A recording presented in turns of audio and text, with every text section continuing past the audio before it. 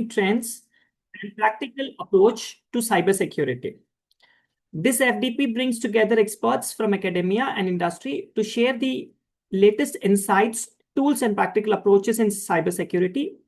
We look forward to a meaningful learning, active participation, and enriching discussions over the next 6 days.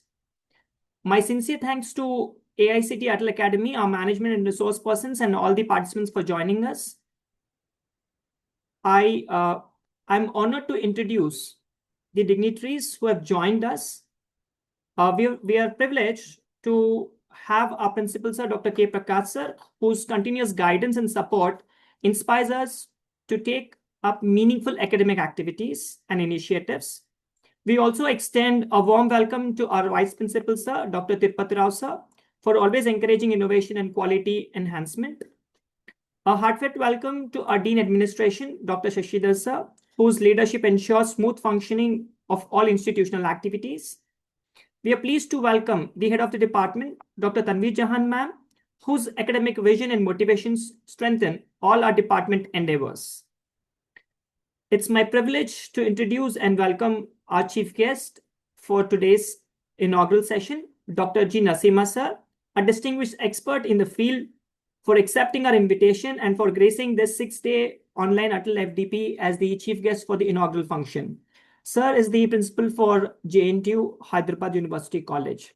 A warm welcome to all the participants, the friends from academia. A very warm welcome to you all to this online FDP on emerging trends and practical approach to cybersecurity. I would now request the coordinator of the program, Dr. B. Shravan Kumar, sir, to give the address to the gathering. Shravan, sir, over to you. Respected Chief Patron Dr. C.H. Devendra Reddy garu, Honorable Patron Dr. K. Prakash sir, Principal, esteemed Vice Principal Dr. K. Tirupati Rao sir, Convener and Head of the Department Dr. Tanvir Jahan madam, Deans Dr. M. Shashidhar sir and Professor S.S.V.N. Sharma sir, and our Chief Guest Dr. G. Narasimha sir, distinguished resource persons, colleagues, and dear participants. A very warm good evening to one and all. On behalf of the Department of Computer Science and Engineering, Vaagdevi College of Engineering, I, Dr. Shravan Kumar B., Assistant Professor and Coordinator of this program, extend my heartfelt welcome to all of you to the one-week national level online faculty development program on emerging trends and practical approach to cybersecurity. Organized from 1st December to 6th December 2025 under the AICTE ATAL Academy. It gives me immense pleasure to inform that around 239 participants have registered for this FDP from various AICTE approved institutions across the country. This overwhelming response itself reflects the relevance and importance of the chosen thrust area, cybersecurity, in today's rapidly evolving digital world. The FDP has been carefully designed to provide both theoretical foundations and practical exposure in cybersecurity. The major topics covered in this program includes introduction to cybersecurity, ethical hacking, network scanning and spoofing, web application security, vulnerability assessment, penetration testing, cyber forensics and social engineering, cloud security, network defense and countermeasures. These content aim to equip faculty members, researchers, and professionals with practical skills, contemporary tools, and research insights in the domain of cybersecurity. We are extremely fortunate to have eminent speakers from reputed institutions and industries as our resource persons for this 6 days program.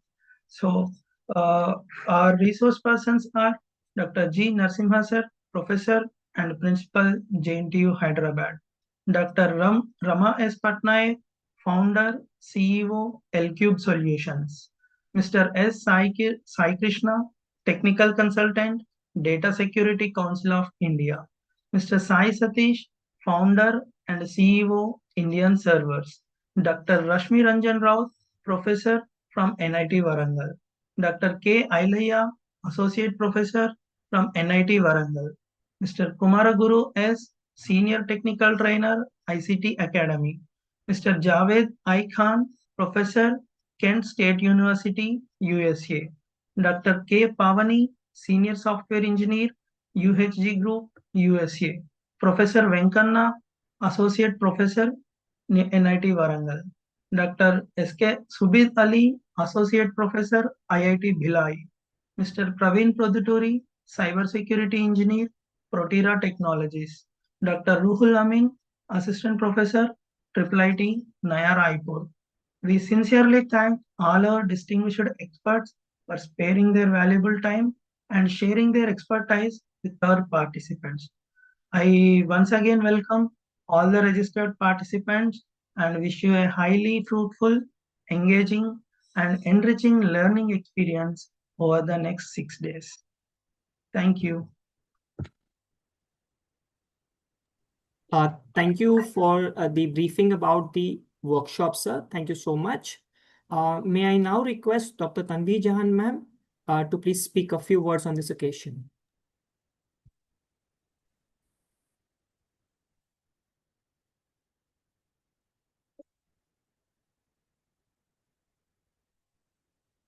Good evening and hearty welcome to our chief guest and a keynote speaker, Professor G. Nasima sir, and all the participants who have registered for a 6-day online FDP on emerging trends and practical approaches to cybersecurity. I'm Dr. Tanveer, head of the department CSE and representing Vaagdevi College of Engineering. Vaagdevi College of Engineering is established in 1998 under the Vishwambara Educational Society, and it is being guided by the visionary leadership of Dr. C.H. Devendra Reddy Garu. The campus is located in Bullikunta Vaagdevi, Warangal, Telangana region, and having 25 acres of campus. We have recognized as an autonomous by UGC in 2014, and Vaagdevi College of Engineering is accredited by NAC with an A grade and is also been accredited by an NBA. We have the BTech courses for CSE, ECE, EEE, and Civil Engineering. Coming to the 6-day online FDP, which is on emerging trends and practical approach to cybersecurity. As it's been announced by the coordinator, we have eminent speakers from JNTU Hyderabad, NIT, IIIT, and industry experts who will be giving an eminent knowledge on cybersecurity, the trends and practical approach. I am expecting and hoping all the participants by the end of 6th day, you'll be grabbing a much knowledge on a cybersecurity within your research trends, whatever you want to continue, either with a research or postdoctoral or any such field. Hope you will be having a happy learning. Thank you so much. Thank you, ma'am. Thank you for those words and also briefing about the institute. May I now request Narasimha sir to please give his message to all the participants who are attending this FDP. So shall I start now? Sir, if you could give some word of advice to all the participants before we start, I think that will be nice, sir. Thank you. So first of all, I congratulate all the participants, and this is really very useful sessions for all of you. And also congratulate all the coordinators and patron and convener Tanveer John, and the patron Dr. K. Prakash, principal Vaagdevi College of Engineering, my best friend. So really, I am very happy for conducting this kind of workshops because day by day technology is changing. So updating knowledge is compulsory required by every faculty members who are working in different organizations. Really, this kind of workshops helps you a lot. Thanks, really, because I'm one of the speaker in this session. Hello. Yes. Shall I start now? Thank you, sir. Thank you, sir. No, sir. Give us 5 minutes, sir. Give us 5 minutes before we start the session, because as per the schedule, it is 6:30, sir. So I'll wait for about 5 minutes. Just a small. Okay. Ji. Sir, it was really very good to hear about the bond that you and Principal Sir share. And yes, we have been fortunate to have your association for long. Thank you so much for agreeing for being the keynote speaker, right? I would now request Shravan sir to formally propose the vote of thanks for the inaugural session. Shravan sir.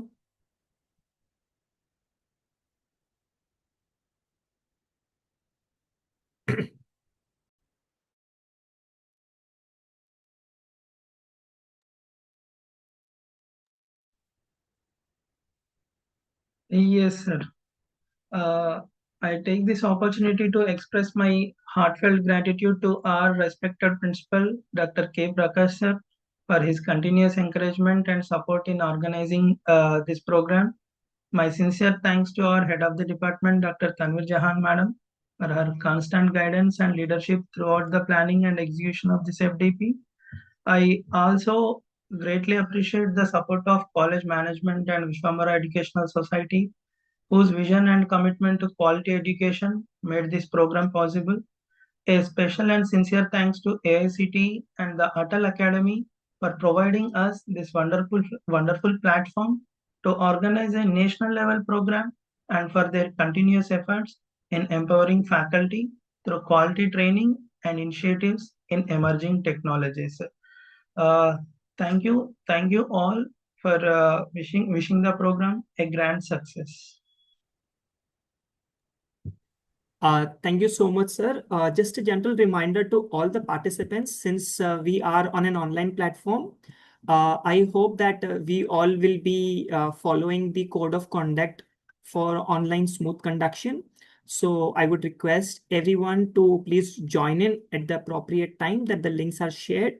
The timings are 6 to 9. So the first session will be beginning at 6 and it will go for 7:30. And the second session will begin at 7:30 and will be there until 9 p.m. onwards. For today, we have the session from 6:30 to 8, and the second session will be from 8 to 9:30.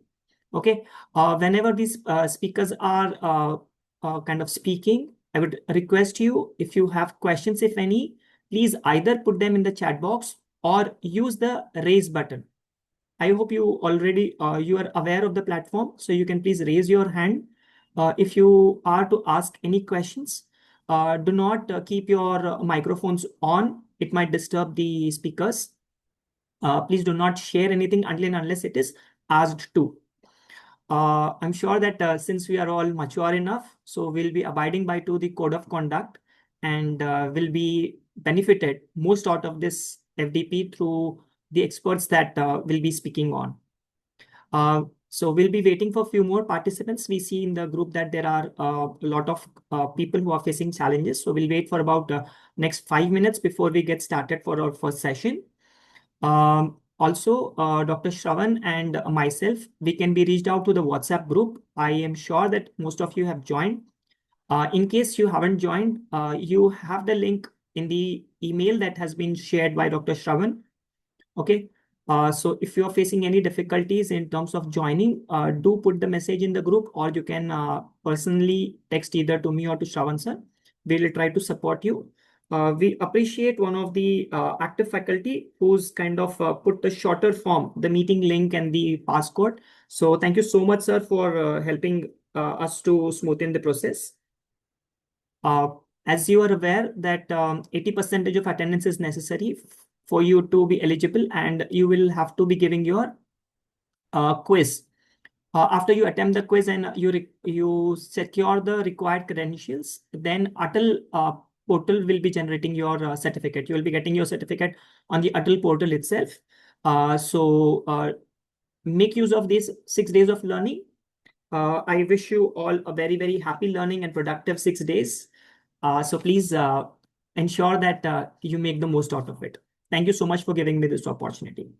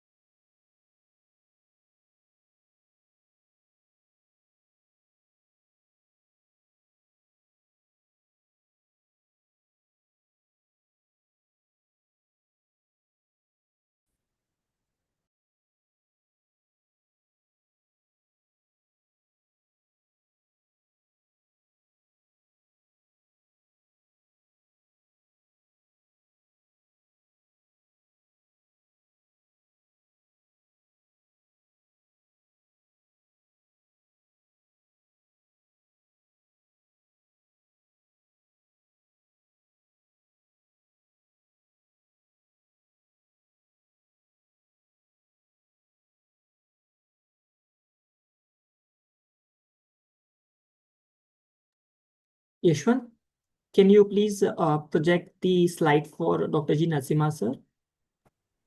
Yes. Yes.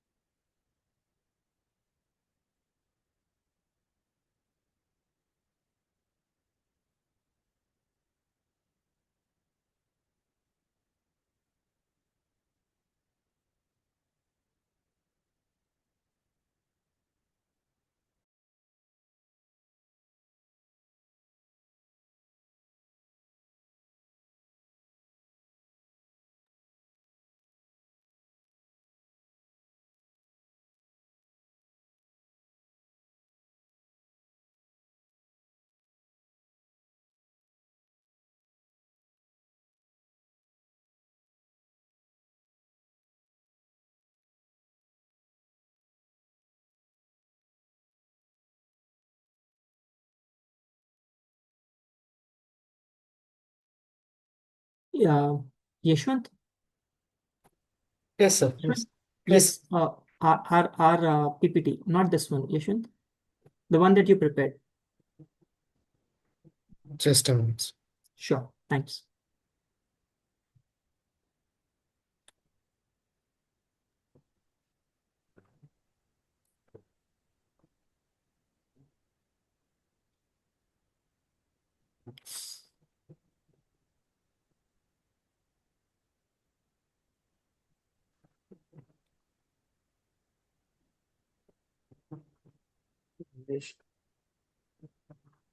ఎక్కడున్నావు? Narasimha sir, the speaker's one, Yashwant? Yes, sir. Yes. Just a minute. Sure.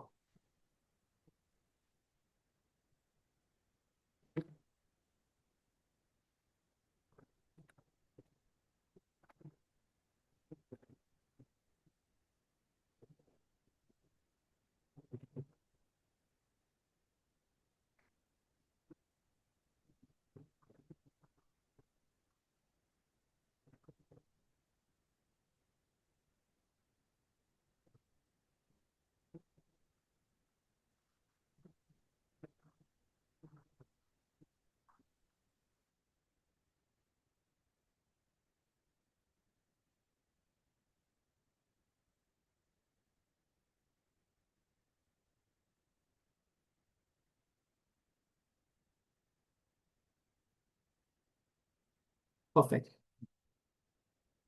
Thank you. Shravan sir?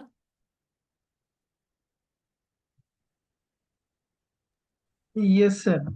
Yes, sir. Could you please introduce, sir? Yeah. Thanks.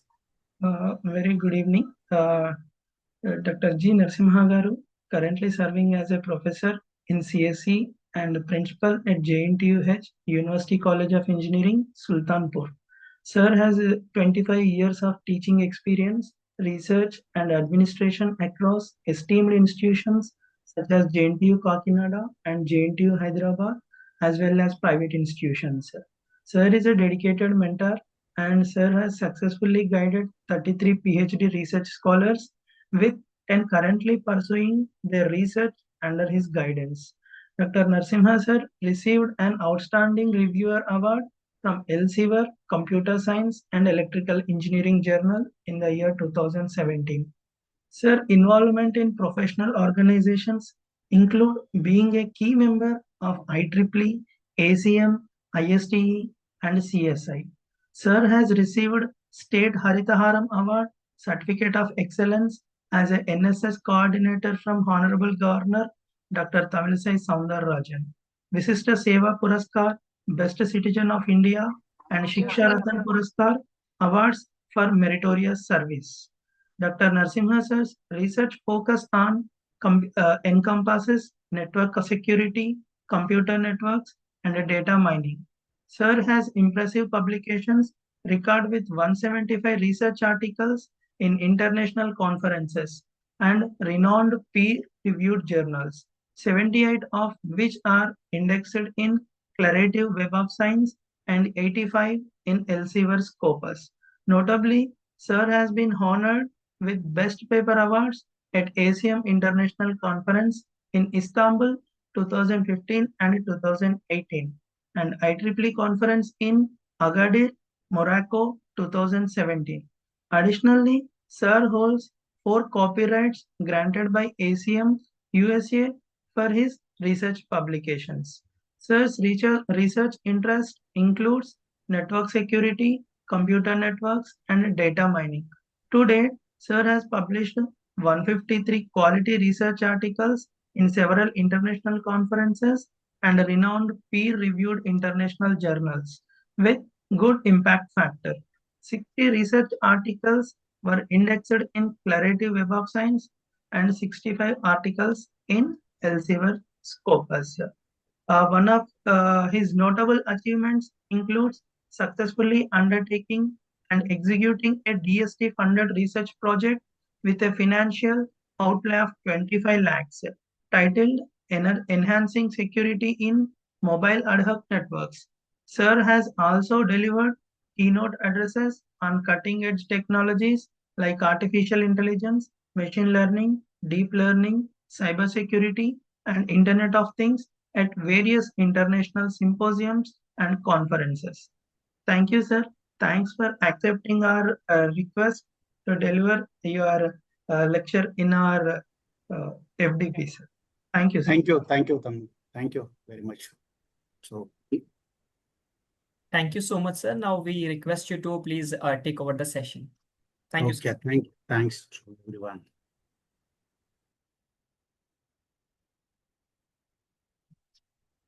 Okay. Yashwant, stop sharing. Sir, are you sharing or do you want us to share it from our side? Okay, I'm sharing now. Is it visible? Because so see that my PPTs are already there. No, sir. You'll have to again go back to share and Okay, then. okay. Yes, Okay. yes, sir. Please. Yeah. Okay. So.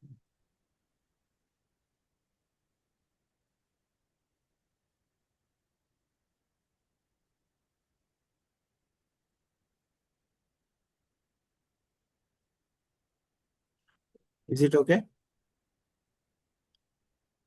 Yes, sir. Okay. No? It is visible. Yes, sir. It is visible. Visible, no? Yes, okay, sir. Thank you. Thanks to everyone.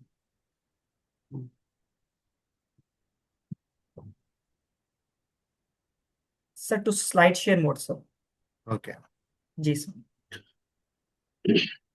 So, thank you, sir. So, okay. Thank you. Thanks to everyone.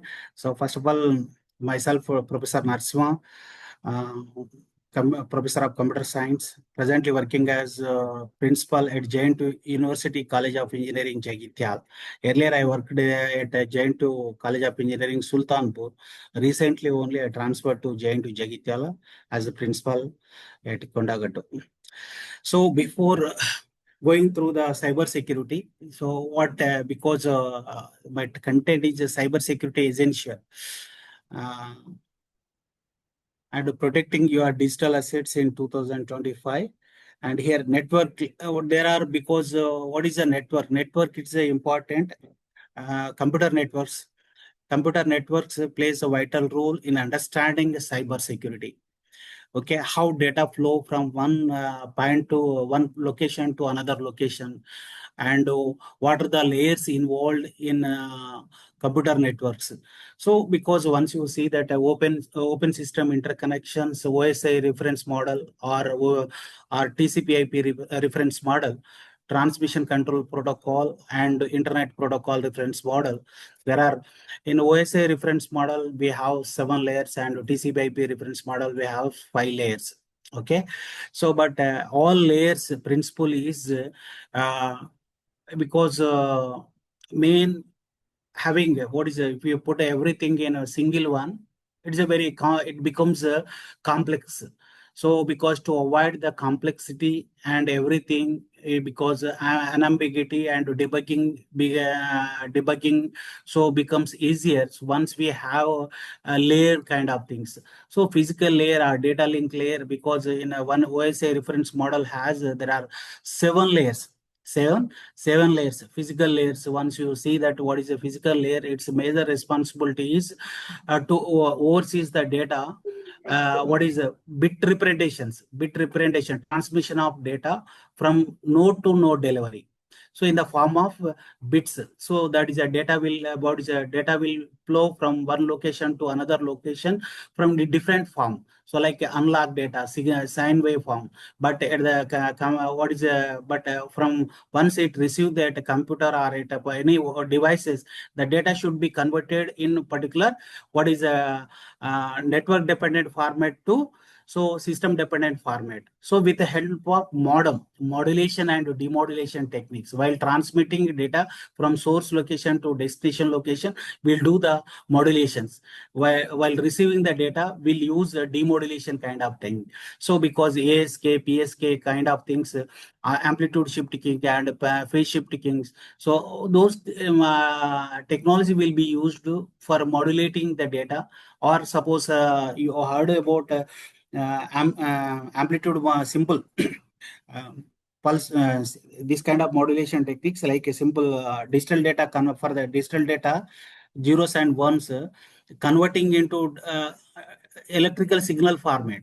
So for that, again, what is we'll use one kind of return to zero, non-return to zero, or what like these are the some of the techniques for converting the digital data into the digital signal format. Okay, digital data into some analog signal format. Okay, so all these what is a technique will work at physical layer. Physical layers is a very important, and it take care of transmission of data in the form of bits. It receive the data. So different devices are playing here, and it deals with the different kinds of topologies also. So what is the main networks? Networks is simple. It's a collection of autonomous devices.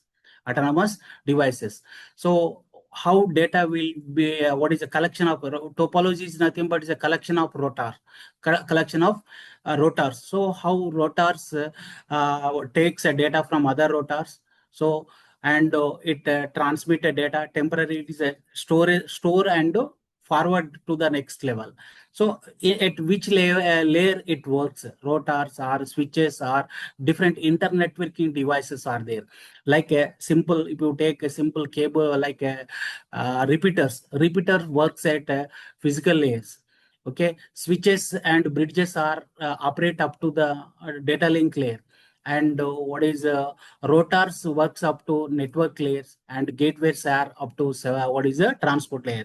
So like because physical layers plays a vital roles in what is converting data in the form of bits, stream of bits. Okay, and there are internet working devices we have. Okay, so like switches, cables, hardware cables, and all other things are there. These are the internet working devices. So here data link layer actually mainly divided into two parts. The upper part is called the logical link control, and the lower part is called the what is the medium access control. So logical link control major responsibility is for error corrections and error detections. So it takes care of the transfer, what is the node to node delivery. So all error correction detections happens or flow controlling will be done node to node. Okay, not from source to destinations. Okay, not source to destinations, because these are the major like a simple cyclic redundancy checks and what is the humming code are used to for error detections and error corrections for framing kind of things. Okay, so data will be at source missions. Data flow from top to bottom. At receiver side, data flow from bottom to top. So what is from seventh layer? If you take a seventh layer is the application layer. Next layer is the presentation layer. Okay, sixth layer is the presentation layer, and fifth one is the session layer, and fourth one is we have what is the from top to bottom. Fourth one is the transport layer, and what is the third one is the network layer, and second one is the data link layer, and first one is physical layer. So the data flow from top to bottom, and at a receiver side, what is the receiver side? Data flow from bottom to top, bottom to top. So bottom to top. So what is first physical layer at receiver side? Receiver side, first layer is the physical layer, and second data link layer. So data. So while transmitting the for what is receiving the data from upper layer to lower layer, so headers and trailers will be added. But at the receiver side, so if everything is intact and in order, so the what is the headers and trailers will be removed. Okay, so if headers and trailers will be added at sender side, and headers and trailers will be removed at receiver side. So all these basics are very, very important to understand what is the cyber security, how to handle the different kinds of attacks, because everything has becomes digital. Data is plays the vital role nowadays. So the protecting, because many things, because and AI is artificial intelligence is playing the vital role in every way, in every domain. So without AI, it's inevitable. All take any kind of domains, AI is taking care. So like, because in even cyber security also, so to address the different kinds of attacks, and we are going to use even machine learning and deep learning kind of algorithms. Okay, deep learning kind of algorithms. So before that, we must understand the what are the networks, what are the layers, how networks, how data will flow from source to destinations. So in the data link layer, we have what is the two layers. Upper part is called the data logical link control, and lower one is the medium access control. So logical link control, even different kinds of what is for flow controlling techniques, we have simplex protocols, and what is stop and wait protocols we have. Another one is like a sliding window protocol, and go back within the sliding window protocol. There are three types of one bit sliding window protocol, go back and sliding window protocol, and selective repeat protocol. So all these protocols are used for controlling the flow between the sender and receiver. So how so if a faster sender from lightly loaded machine to heavily loaded machine, if you keep on transmit data, so the transmitted data will be simply what is will be discarded at receiver side. It cannot handle. So to control, synchronize the transmission between the sender and receiver, we are going to use sliding window protocol. Sliding window protocols plays the vital role in flow controlling between the sender and receiver. So like in medium access control, when different users are using devices, resources. So what is how to handle the single shareable medium among competing users. So you have a single channel, and transmitting through the same channel, it's not possible at the same time. So that's why, because how to handle them properly, how to address that issue, we have the different kinds of protocols. Slotted Aloha protocol we have, and what is IEEE 802, 803, 804. This what is the distributed queue dual buses, like IEEE 802.3 is a simple carrier sense multiple access with the collision detections. So these are the different types of protocols to handle the collisions between the collisions are nothing but when a source when we have a single channel and two users identified a channel is idle and started transmission of data over that channel, then what is the collision may happen at a particular time. So without having such kind of collisions, data collisions, so how to transmit the data from source location to destination location is will take care of medium access control. So data link layer actually divided into two parts, and it take care of transmission of data node to node delivery. And network layer, what is the next layer is the network layer.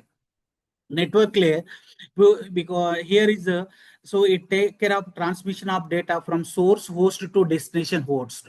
Source host to destination host, transmission of entire packet. Data will be divided into, in data link layer, data will be divided into raw information will be received from the physical layer, and that data will be what is partitioned into frames at data link layer. Okay, each frame is encapsulated in a packet. Okay, packet. So packet is having addresses, and medium access control is having the physical addresses like MAC addresses. MAC addresses. All these very, very important concept to make you to understand what cyber security. What are the different types of algorithm we are going to use to handle the different kinds of attacks. Okay, so how to handle, so because these are the basic concept of computer networks.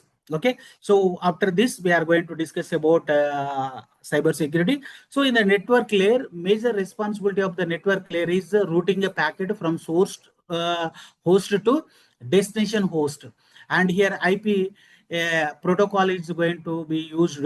IP is the internet protocol. It and it has many companion protocols are there. So like ARP, address resolution protocol, or reverse address resolution protocol, ICMP, internet control message protocols, or ICMP, internet group message protocol. So many such protocols are used. ICMP, internet control message protocol. You all are heard about simple ping command. Ping command, whether that network is reachable or not, whether the host is reachable or not. Simply ping followed by, once you type IP address, whether that host is reachable or not, easily you can get the reply from the destination host. So that like simply sending request and getting the reply immediately, you can see with the ICMP protocols and controlling. So because data link layer take care of the error controlling and flow controlling, but network layer doesn't have any kind of error controlling and flow controlling mechanism itself, because some companion protocols are going to be used for that. So like ICMP is going to play the vital role. There are ICMP version 4 and version 6 are there. IPv4 is we have, and IPv6. So IPv4 is simple 4 bytes, 32-bit 32-bit address, 32-bit address. So you can have the logical addresses there. IP physical, what is the 4 class total we have classes. Okay, so class A, class B, class C, class D, and class E we have. So how to identify them? It's easily you can with first. So based on that IP addresses totally it's a 4 bytes. 4 bytes, it's divided into 4. What is the simple logically separated 0 to 7 bit, 0 to 7 bit, like that, and those are the very, very important. So most significant bit and least significant bits. Okay, so least significant bits are used in some time for class identification and network identifications. So within that host identification, so many things are there in IP address. Okay, so we are going to use IP addresses for routing a packet from source host to destination address, and we are calling them as logical addressing also. So there are many routing algorithms we have. Okay, so there are static routing algorithms and dynamic routing algorithms we have. So once you take a topology, what is a topology? It's a collection of rotors. So collection of rotors. So it's a simple collection of rotors. How network is laid out, it's called the topology. So your total configuration of the networks. There are point-to-point configuration we have, and point-to-point configuration and multi-point configurations we have. So point-to-point configuration means, so what is a dedicated channel between the source and destination. So and what is a multi-point configuration means, the multiple devices are sharing single medium. Medium is nothing but information carrier or data carrier is called medium. Like either it can be a simple air, so or it can be a simple wire. So it's a simple, we can transmit the data through wire or through, so what is the connectionless devices, like without simple through air also. Okay, so like because there are different protocols we use for routing a packet from source host to destination host. So data will be divided into some packets. Each packet is having a source address, source IP address, and destination IP address. So based on that information, we are going to route the packet through what is available network, so until it reaches the destinations. Like what is a network layers play the vital role, and IP is the important protocol. There are two versions we have, IPv4 and IPv6. So 16 byte will be used in case of IPv6, and IPv4 we are going to use 4 byte IP addresses only. Okay, there are because logical link control, what is we have different types of distance vector routing algorithms.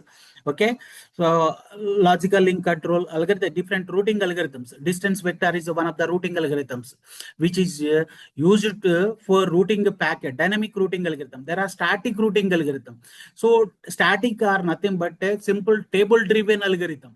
Okay, simply once you build the route from source to destination, it doesn't change. Okay, so for within that sessions, entire session, it's going to be used same addresses from source for transmission of the data, even if you get the updated routes. So but in case of dynamic routing algorithms, so routes are gets updated periodically. That is a major advantages we have. The distance link state routing algorithms are distance vector routing algorithm. Many routing algorithms are there. There are multicasting routing algorithms and broadcasting routing algorithms we have.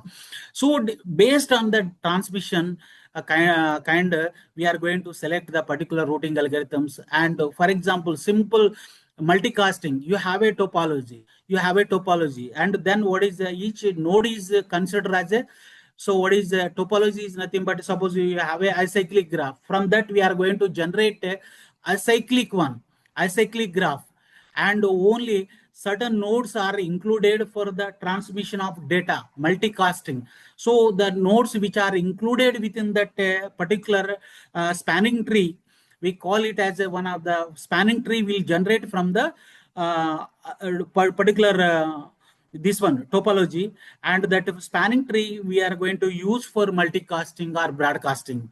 Okay, so what is what advantages having trees are nothing but it doesn't create any cycle. So what is the acyclic is nothing but advantages are nothing but the data will reach within a finite number of hub to the destinations. That is a major advantages.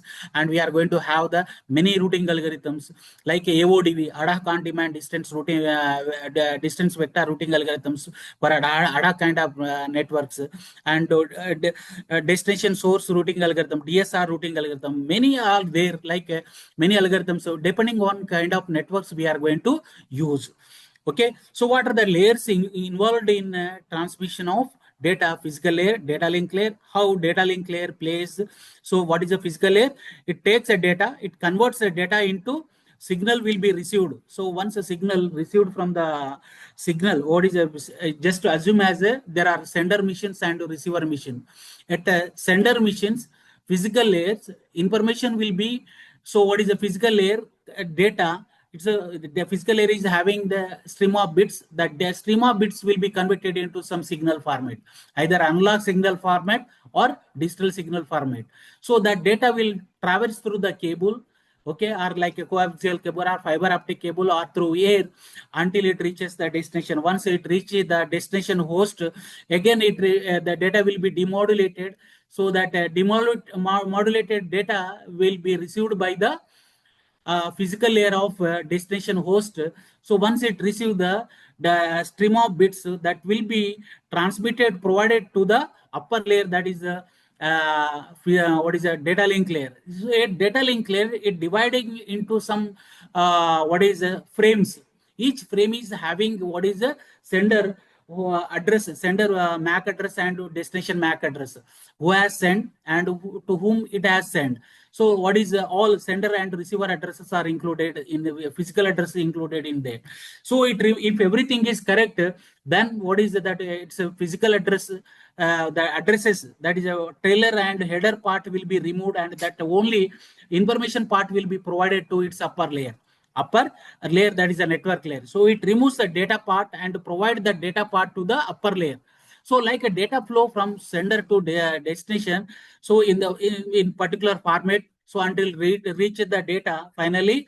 So the data flowing from upper layer, from physical layer, application layer to physical layer, from physical layer to application layers. So like application layer, there are 3 application layers we have. So merged application layers. One is simple application, presentations, and session layer. Together we call it as a application layer generally. So then what is the below one is transport layer, and the next one is the network layer, data link layer, and physical layer. These are the some of the layers we have.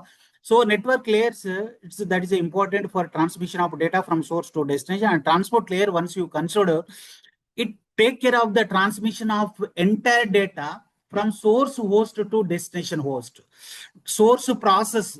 So that is a network layer is the transmission of data, taking care of each packet from source host to destination host. So how secured, here is a different topology we are going to use at routing layer. So there are different types of attacks may happen at routing layer.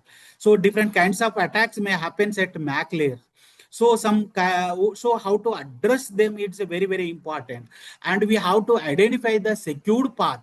So how to identify the secured path, it's very, very important in network layer. So network layer identify the secured, and so you have to use the best routing algorithm which provide the a reliable path, secured path for the transmission of your valuable information from source host to destination host.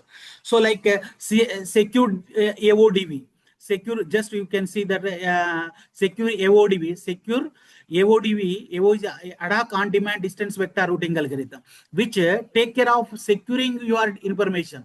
So malicious nodes are prevented from routing from the routing path. So all malicious nodes are removed from the routing path. Only the nodes are which are best performing nodes are included within the path. And so that those nodes will provide your data, transmitted data securely from the source host to destination host. So like network layers, it's a very, very important layer, and we are going to use what is the different security algorithms here for transmission of data securely. And then what is the transport layer? Once you see that, what is the network layer? It's taking care of transmission of data from source host to destination host for transmission of each packet. So but each packet, what is that? Every packet may take the same path or different path. So, but in transport layer, it's different. Transmission control protocol and user datagram protocols are important protocols. And TCP is connection oriented protocol, and UDP is a connectionless protocol. There are many versions are there. TCP V6 and UDP V6 we have. And the protocols establish the connection between the source process to destination process before transmission of data. So it is going to be established the connection between the two processes. Process is nothing but a program under execution. So how we are going to identify the each process with the help of port addresses. Port is nothing but a simple 16-bit address. Okay, 2 to the power 16. We are going to have how many port addresses there? 0 to 65,535. 0 to 65,535. So within that 0 to 1024R, 23R, what is permanent port numbers and which are registered, and other port number 10242 are just registered but not controlled by the Internet Authority.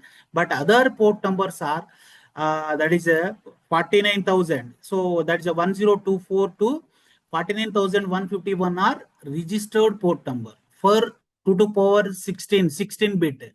Okay, and other port number are ephemeral port number, that are temporary port numbers. Port numbers are very important to identify a process.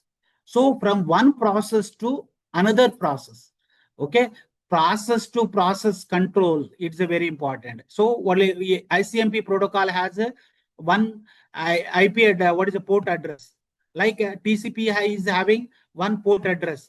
Like UDP is having one port address. File transfer protocol has one port address, and the trivial file transfer protocol has one port address. It's a program.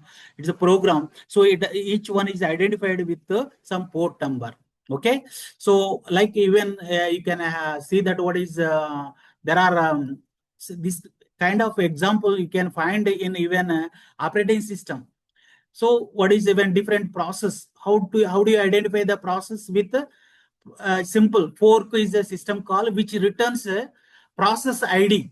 Process ID. If PID equal to 0, that we are calling that particular unit as a child process unit. Otherwise, parent process unit. Okay, if PID equal to 0, so simply will what is the PID integer PID equal to process ID equal to fork of something without any. So what is it does? What does it returns? Simply process ID. Process two values it returns generally. Process ID, if process ID equal to 0, we are calling that particular unit as a child process unit. Other unit as what is the parent process unit. So each, so what is the program? Total entire program is simple program under execution. Smallest individual unit of a program is called a process. Okay, in that case.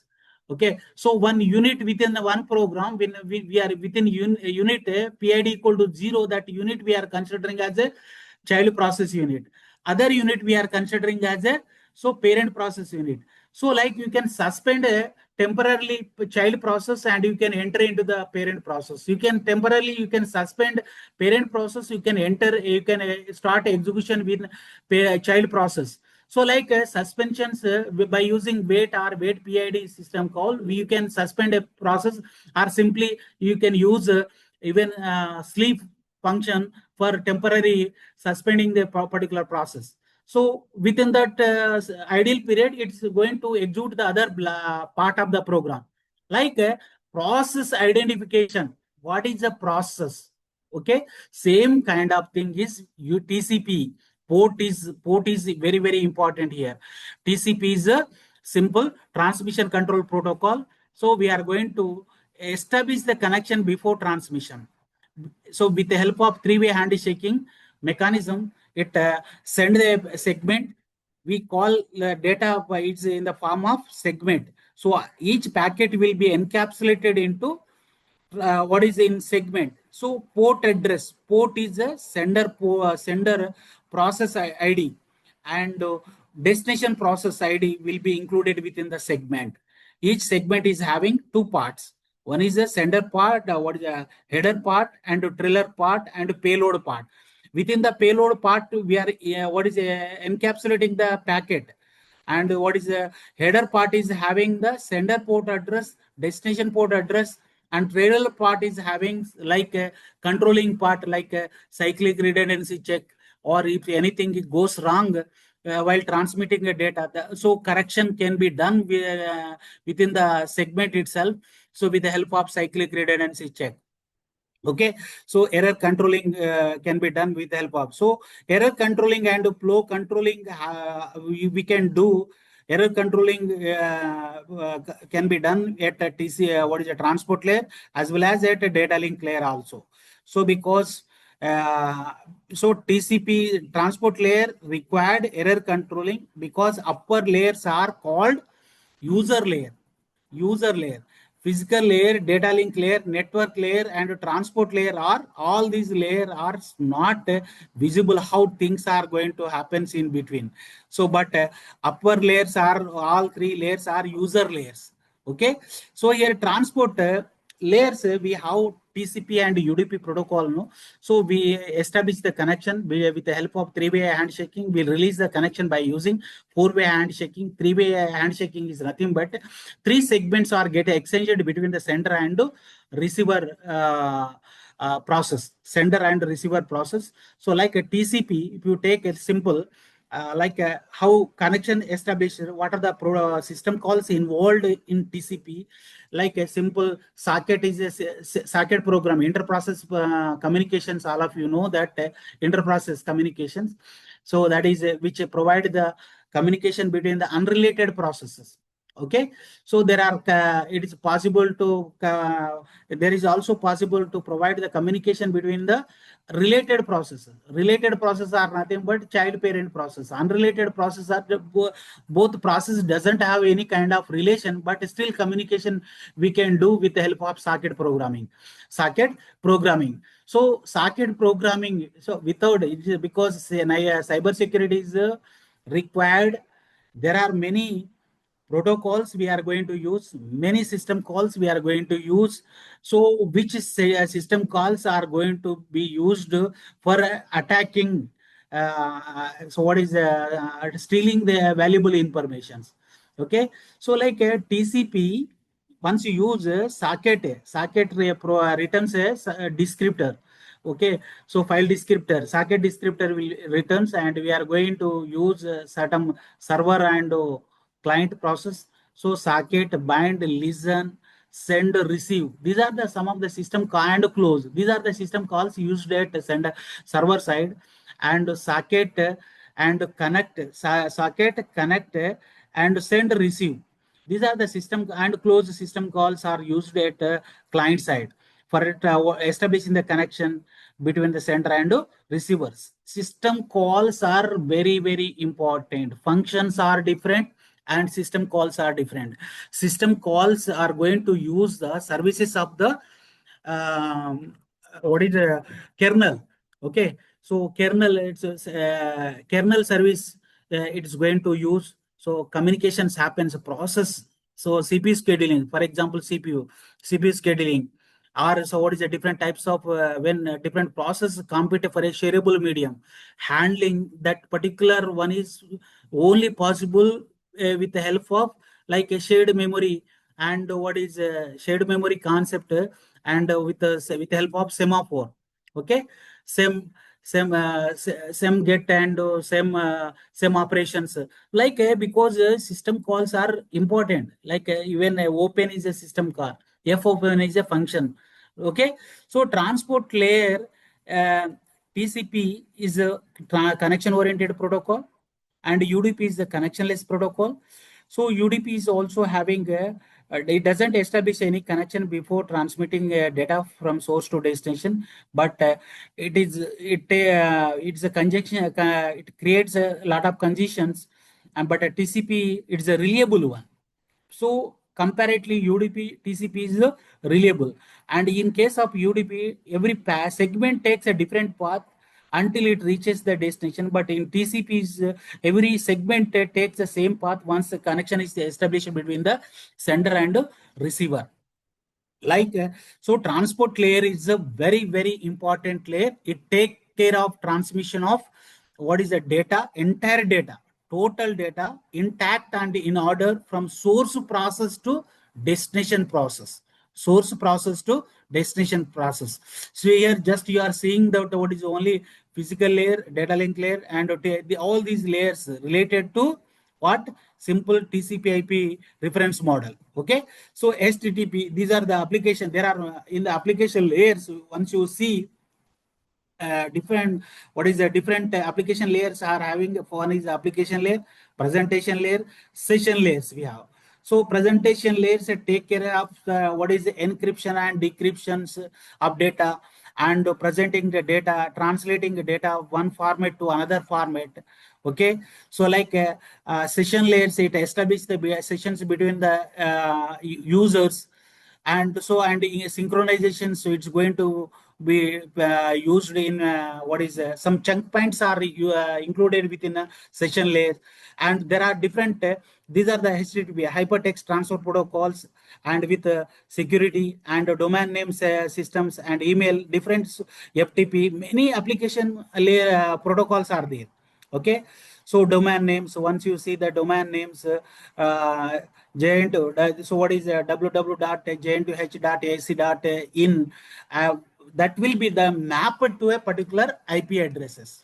Okay, fully domain and fully qualified domains and partially qualified domain names, like so all these are very, very important for understanding the cyber security. Okay, so because data is important, how data flow from source to destination, it's very, very important.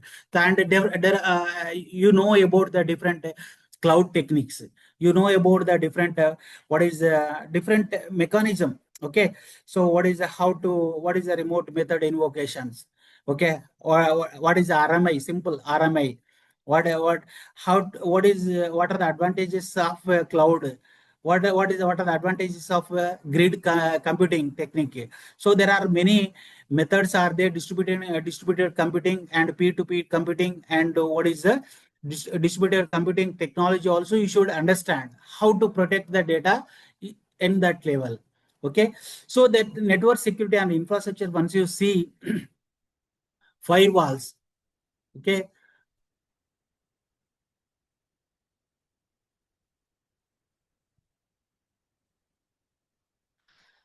so we have, these are the fire, like what is the firewalls monitor. Am I audible to all of you? Yes, sir. Thank you. So there are many devices we are going to use here, like firewalls monitors the layer 3 to 4. Okay. So firewalls monitor layers 3 to 4 traffic, enforce the security policies at network perimeters and internal segments, intrusion detections and preventions.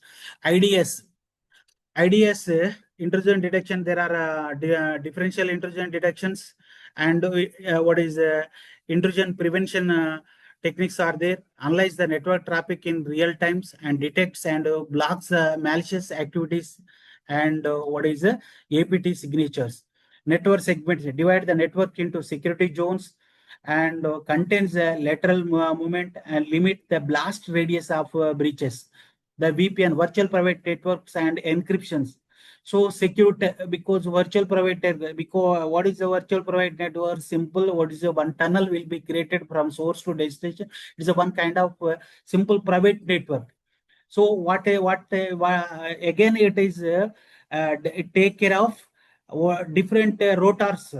Okay, without having a rotor knowledge and what it does, each rotor temporarily it store and then forward data. Once, so if doesn't find the routes, so the information will be stored temporarily over there, and then once the routes are available, then the information will be transmitted through the available secured path.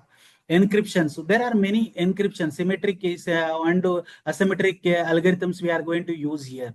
What are the different? Symmetric means the same key will be used for the encryption and decryption, and different key we can use for the encryption and decryptions. So like secure tunnels for remote access, secure tunnel for remote access, and encrypt the data in transit using transport layer security and IP security protocols.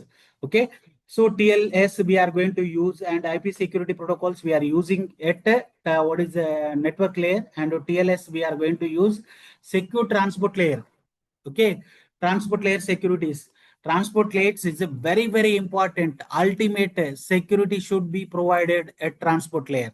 Okay, so like because what is the cyber security? Once you see that what is the cyber security, aim to prevent cyber attacks that seeks to steal, alter, destroy, or extort sensitive data. And it is essential for organizations, governments, and individuals to maintain the digital safety and operational continuity.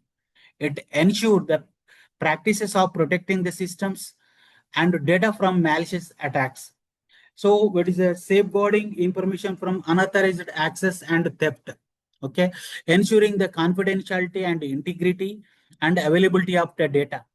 Okay, and proactive defense strategy for organization and individuals, and critical in today's digital first world, because everything is digital now.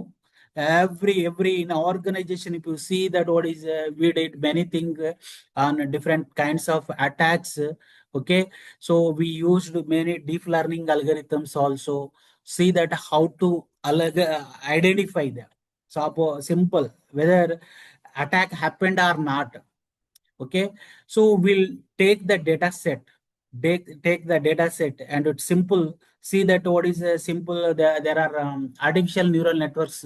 We take the artificial neural network, okay, or convolution neural networks, or any recurrent neural networks. So ANN, artificial neural networks, simple, it takes a data, okay, all features. So we'll take the data, and whether the attack is happened or not, yes or no, yes or no. So that is a binary classification want to see, or what kind of attacks are happened. So if you want to do the what is the multi-class classifications, so happened, and you want to see the different levels, so then what is you can use multi-class classifications also. Simple binary class classifications also you can do. Simple, what is how things are happens, what are the features we are giving, the each neuron takes some inputs, features are given as input. So which neuron is having some activation functions. Okay, so if there are different types of activation function, we'll practically what we did, I'm just explaining you. Okay, so each activation function, simply what is it, process the all the features. Okay, all features received from your data sets. So what is if your data is simple, everything must be converted into what is digital format. Okay, so only thing is, so it doesn't accept simple data, and everything, all data should be converted into binary format. To do that, and we have to use a different encoding procedure. Okay, so encoding mechanism we are going to use and to convert into digital format, and digital data will be passing through the what is each neuron. If you use multiple layers, we call it as a many hidden layers, input layer, and in between the input and output layer, if you use multiple hidden layers, then we call it as a deep neural networks. Okay, deep neural network. So if you use different kinds of activation functions, and then what is activation functions, it's a simple, it return what is it gives some output. Okay, if it is activated, if suppose simple sigmoid activation function or ReLU activation function. Okay, ReLU is a rectified linear unit. Okay, or simple sigmoid, which with it returns either 0 or 1, 0 or 1, for we are going to use the binary classifications. So like once it receive the data, all features, so we are going to process at each layer, how many layers are you need in the intermediate layers, and then what kind of output you are going to expect from that. So all these things you can do. Okay, practically you can do that. Okay, so there are many algorithms are there, so but how to identify the best path, best path, for example, whether a rotor is malicious or not, particular, how to identify the particular rotor, it's a malicious rotor or not.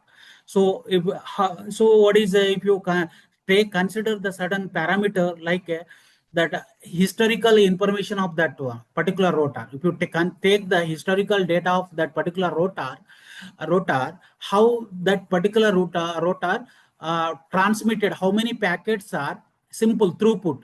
So how many packets are transmitted, and how many received, and how many are transmitted successfully through that rotor. So such kind of simple parameter, once you consider, so that if suppose if throughput is best, and so then we'll believe that it is not a malicious rotor. Okay, certain rotors simply it receive but it doesn't forward. all the packet. So 50% throughput is you are going to have. So easily you can identify such kind of features, and you can remove node such a malicious node from the routing path, and the node which are playing a better performance, so you can include them into routing path. So like identifying the secured path, it's also possible. Okay, so that being an engineer, you should think in that way. Okay, how to protect our data from unauthorized person. That is simple kind of attacks. The different what is the attacks we are seeing, no, different how to protect the data. So major cyber threats, AI powered cyber attacks, automated adaptive threats using AI. Okay, automated adaptive threats, you are going to see that ransomware encrypt the data and demands a payment for decryptions. Okay, so what is your data, the entire system? So phishing, deceptive emails tricking users into revealing credentials, and DDoS, differential denial of services attacks, overload system with massive traffic floods. What so it's going to massive traffic floods means entire your system will collapse, because just entire network is flooded with the traffic. So your data will what is trapped somewhere. So you cannot communicate with the other nodes. So this kind of attacks that's going to happen in what is while transmitting the data, or suppose like different kinds of phishing or ransomware or AI powered cyber automated attacks, and supply chain attacks, compromise before reaching consumers, insider threats, malicious action by employees and associates, man in the middle attacks. So intercept the communication to steal the data. So simply it doesn't man in the middle is simple. So what is the intercept the communication and going to steal your all the data. Okay, all the data, just like it's a intermediate node, it's going to receive all the data. So 0-day exploits, attacks using previously unknown vulnerabilities. Okay, like because these are the major cyber threats, and high impact 2025 attacks. Once you see massive post Operation Sindhu attacks on Indian all digital camera. Okay, recently we established it one lab at Giant Sultanpur. So that is cybersecurity innovation hub. So we took help of Cyber Walnet. They participated in protecting of what is different attacks happened during the Operation Sindhu. So that is Cyber Walnet established a lab. So the through CSR, and they provided to some systems and software tools also how to handle the different kinds of attacks. It is we have a cyber advanced cyber innovation lab at Giant Sultanpur also. Okay, like a campaign of 1.5 million plus attempted attacks in 2005, with about 150 successful intrusions into Indian government and BFSI. Do you know what is a BFSI? Banking, finance, service, and insurances. So we call the entire BFSI systems and healthcare systems. So that is a 150 successful intrusions into the Indian government, and so Data Vita healthcare ransomware. So that is a March to April. There are see that there are several weeks of undetected access, then data theft of 2.7 million patients, and multi-millions dollar recovery cost, and the bank Sepet mega breach March 2025. All these are real-time attacks. Okay, March breach exposed about 42 million customers records and 12 terabytes of data, followed by a large Bitcoin ransom demands and gradual data leaks. So like because once you see that these are the different kinds of statistics we have, There were about 4,701 global ransomware incident recorded from January to September 2025, reflecting a 34% increase compared to the same period in 2024. Because day by day technology is changing, rapidly changing. AI, it's the era of AI or some of the quantum computing or anything, or what is any different technology is there. So, but how to, and there are what is due to the AI automations, many things are happening. So, what is optimal routes? Optimal kind of what is the solutions you are going to get with the help of AI, with the help of AI.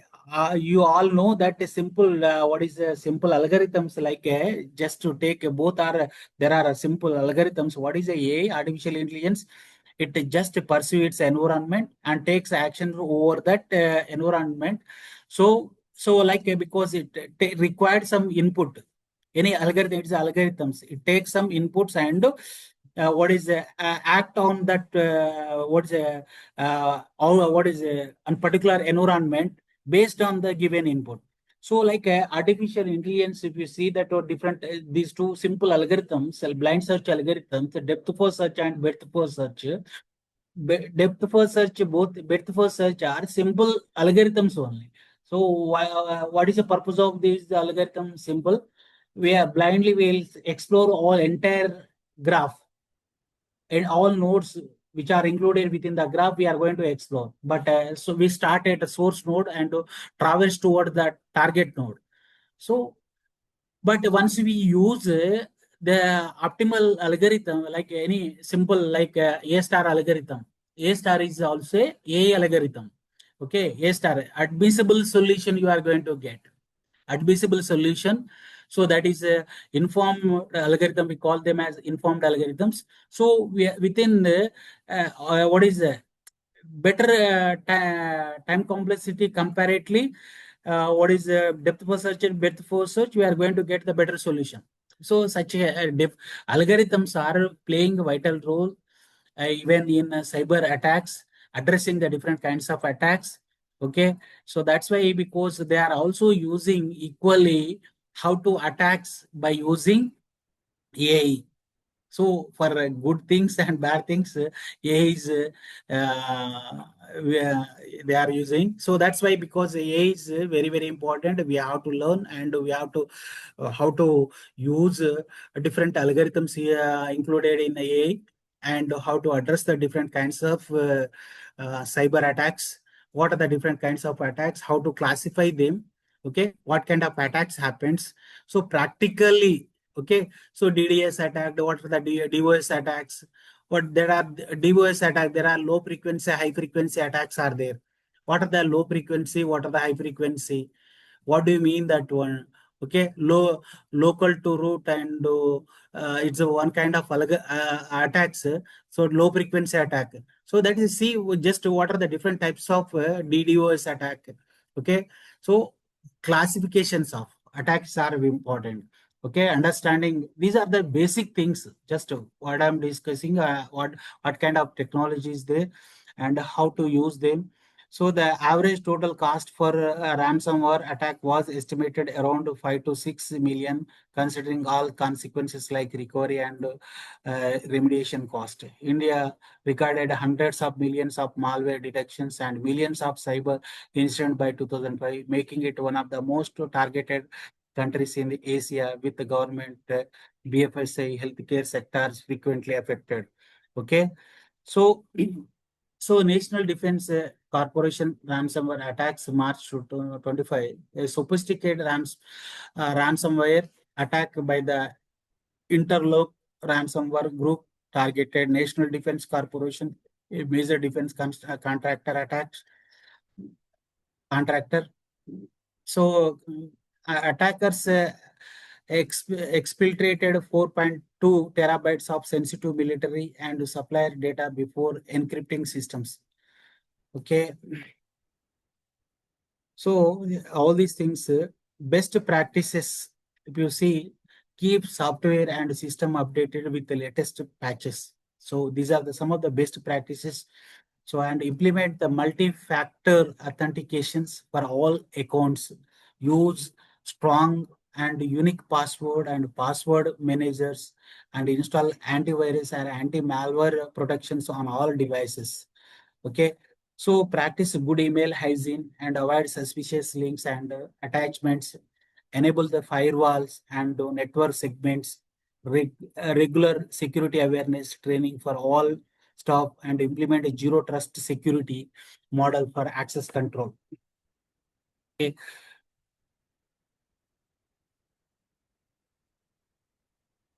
So creating strong password. So never share password on sensitive information via email. Verify website URLs before entering a credential. Be skeptical of unsolicited messages or calls. Keep personal devices secured with a lock screen.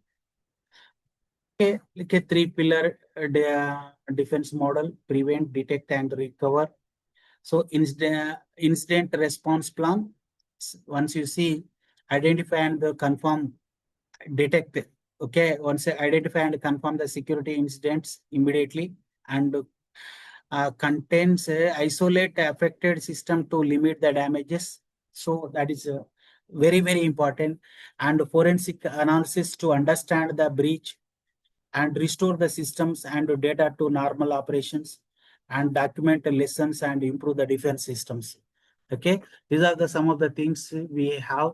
Okay, AI solution, predictive ML models, the predictive analytics ML models for a forecast emerging threats, identify zero delay vulnerability, and detect the attacks patterns 30 plus day before exploitations, automated threats hunting. So these are the some of the how to. There are many models are there. What are the different models we have? There are ML is nothing, machine learning. We are training the model, and what is the predicting the results. There are supervised learning, unsupervised learning, and what is the reinforcement learning we have. Okay, so what is machine learning? How, what is supervised learning? So there are simple, okay. So supervisor learning are simple. All the you have a predicted output, okay, predicted output. So for the given set of input, you have clear output, clear output. You know that. So that is for given input, and you are going to, you should get the predicted output something. If a plus b, if we suppose your equation is a plus b and a equal to 10 and b equal to 10, so your output should be 20. So in other cases, once you are the model trained, the same thing. So predicted output is 24. Then you should get that 24 that too. Okay. So like there are unsupervised learning. There is no output. Okay. So that is there. There is no targeted output. But supervised learning, targeted attributes we have. Okay, targeted attribute we have. So what is unsupervised learning? We don't have any targeted, like suppose what is a clustering kind of things. Okay, initially you don't have all fruits are kept in one basket. You are grouping different based on color, you are grouping them. Okay, grouping. So all red are grouping one place, or some green are placing in one place. Like so you are grouping different. So like just based on that, you are going to predict something. So that is unsupervised learning. So targeted attribute you don't have in unsupervised. So reinforcement learning, it's because based on some feedback, so system it's going to update its analysis or update its knowledge. Okay, we are going to learn lot many things from the once you use the ML model. There are different ML models we have. Okay, so what is a simple decision tree? Okay, decision tree. So we can use for the regressions, and what is the classification? Regression is nothing but simple. What is a continued value, and classification is for simple. What is a discrete value? So you are going to have the discrete value. So whether the attack is happened or not, it's a yes or no is a discrete value. Okay, so like but whether, so how much marks you got, that is a continued value. So that is simple. Detecting attacks, it's very, very important. Predictive analysis, automated threat hunting. AI scans billions of events or hours to uncover advanced persistent threats and lateral movements, practice and hidden indicator of compromise. A behavioral analysis. So being an engineer, you should focus on these things. AI solutions. Okay, the real-time anomaly detection, identifier insider threats and compromised credentials and unusual account activities with minimal false positives. Okay, so AI enhanced incident response, automatic system isolation, threat containment and recovery orchestrations reduce the mean time to recovery from hours to minutes. Okay, that is very, very important here. Autonomous playbooks, AI executes pre-programmed response sequences and quarantines files, block IPs. See that what is so manually, whichever you do, at AI it's going to do. So once without AI it's very, very important. Okay, attacks anybody can understand. Even a simple person, what is can what is find the so some attack happened to his phone, smartphones. If somebody attack and steal some valuable information from his smartphone, so they can understand. But being an engineer, you should focus on these kind of things, how to handle the vulnerabilities. So are different kinds of attacks by using how to use AI in what is cyber security. Okay, so vulnerability management, continuous scanning with ML prioritization focuses a team on critical exposures requiring the immediate remediation. Okay, detection and testing. Okay, operations on arrow. So these are the things we are going to use here. Okay, so natural and security intelligence, general generative AI summarizes the threat reports, generates the incident timelines, and creates the executive briefings automatically from raw security logs. Business impact ROI. Okay, so these are the different things. Okay, so please go through all the things definitely. This is about my session. Thanks to everyone. Do you have any doubt?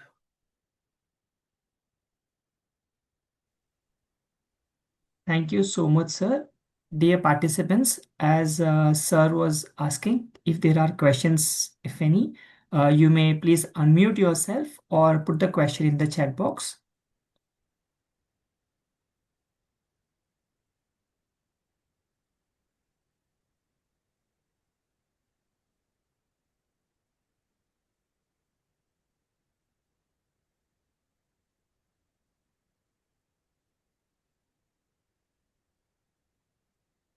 Dear all, I see that there may be some participants who have joined the meeting but are not part of our WhatsApp group. In case you would want to join, please click on the link that has been shared in the chat.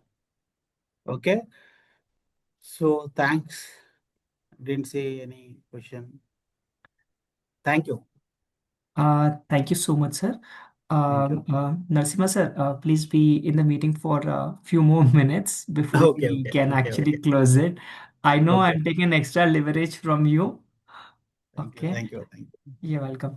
Dear participants, I hope that we are all teachers and teachers are bound to ask questions. So may I request, in case, because his sir has been throwing a lot of research directions, I'm sure that the last few slides would be helpful for all of us to kind of think around for the next coming 5 days. However, there are questions, if any, you may please ask, sir.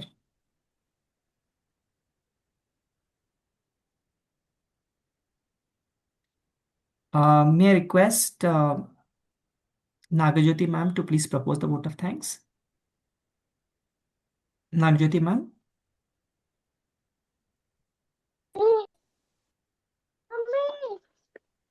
Good evening, sir.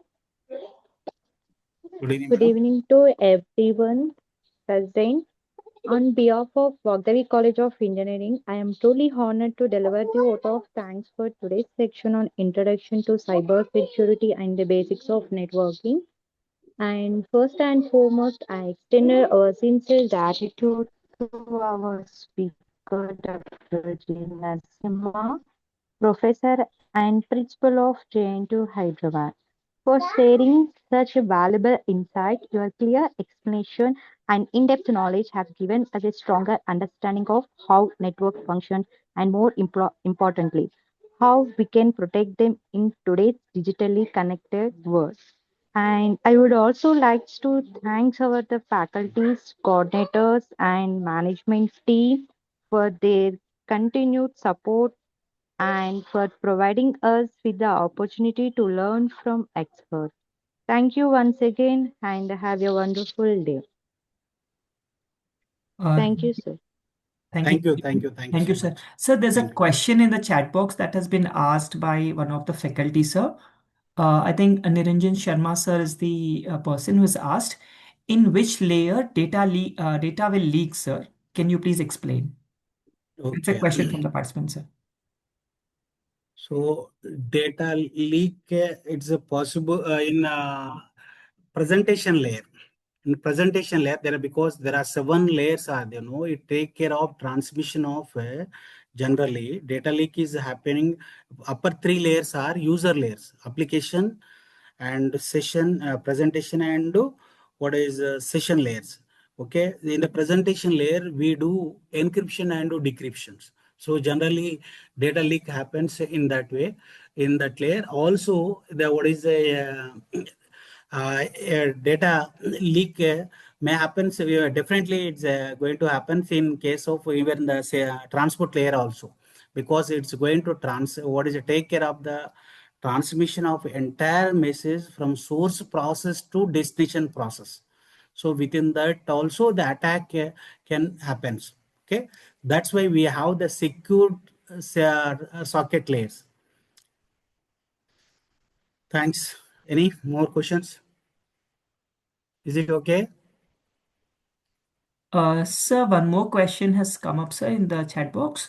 The question is from Gnanesh, sir. He's asking, can you kindly explain steganography in the context of today's scenario? It's just it's hiding information within images. Also, there is Tabassum ma'am who's asking for, sir, can I know few potential areas of cybersecurity? Potential area of cyber securities. Yes, sir. So all area, because different areas, even banking sector, all areas. The areas is nothing but different organizations, even all kinds of organization, health, banking, yeah, all domains. All domains. It's because even cloud is also going to be must be secured.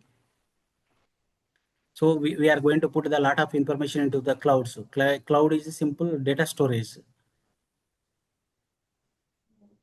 So different, because they are asking different organizations who is going to use what kind of data and how they will what kind of protections is required.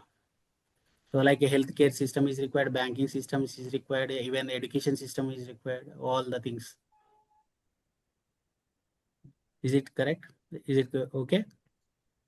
I think that one. Sir, ma'am, do you find the answer appropriate, or else please unmute yourself and you may further You ask can the ask. question. Yes. Also, I would request that faculty colleagues, please do not scribble anything on the screen. Whosoever is doing, I think it is unintentional, but please avoid scribbling on the screen, please. I think Good you're evening, sir. using, yes, good evening. Good evening, sir. I'm Dr. Kehkeshanta Basu. Actually, my question is potential areas for research in cybersecurity. I put it Potentially. in. Okay, that's because what is how address using. So what is it, DDoS attacks? You can addressing the different addresses by using attacks by using deep learning concepts, madam. So using even you can use deep learning concept, like even suppose if you have the images in the format, you can use convolution neural networks. If you have what is simple text kind of informations, we can use artificial neural networks. Yes, sir. Okay, I got it. Thank you so much, sir. Thank you. Thank you for those questions, ma'am. They were really interesting, and I'm sure that sir also is enjoying answering the questions. It means that we're listening. So there's another question that despite the data being in an encrypted form, what is the reason for data leak? So because hackers are having different kinds of, because you can even data is encrypted by using simple algorithm like DS data encryptions or AES advanced encryption standard, simple symmetric key algorithms. So it's a simple, what is a key size, it's a matters. Okay, so what is it? They can use different kinds of brute force mechanism or different algorithms, like by using even AI optimal kind of things. No. So then optimal solution, and they can finally find the what is stealing information. It's very easy once they get some patterns from that, and decrypting is not difficult for them.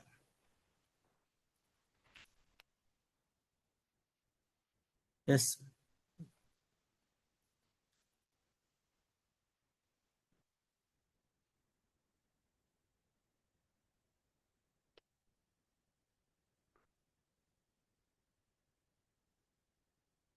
Okay. Sir, thank you so much once again, sir. Thank you so much Thank for you. Thank you. sparing your time. Sir. Thank you. May I request everyone, including Narsima sir, to please turn on their cameras. Okay. Okay. We can have a virtual picture.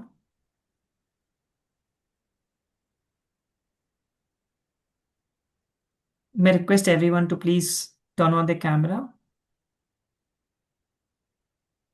1 minute. 1 minute. Yes, sir. Yes, sir. Sure, sir.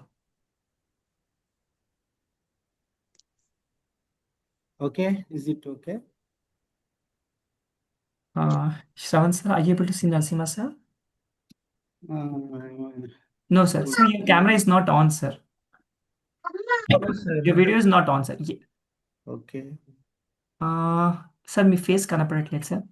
ఒకసారి చూడు ఇప్పుడు. మీరు ఇందాక camera off చేశారు. ముందు కాదు కానీ, but ఏమైతుందంటే ఇక్కడ ప్రాబ్లం అవుతుంది. ఇక్కడ పవర్ లేదు, ప్రాబ్లం. అయ్యో. ఓకే. పవర్ పోయింది. అవునా sir, so sorry. Thank you. Yes Sir, video is not.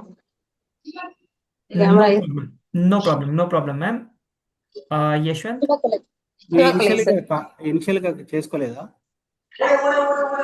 Yes, I'm here ready to take the snap. Yes.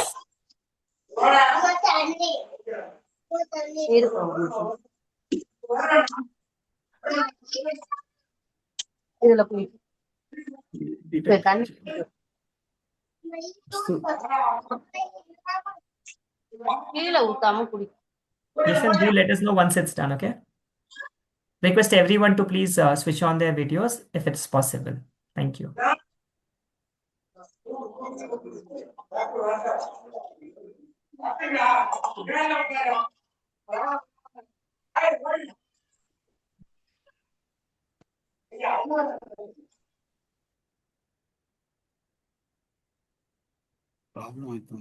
Okay. Thank you. Thank you so much, sir. Thank you. Bye. It was pleasure listening to you. Thank you, sir.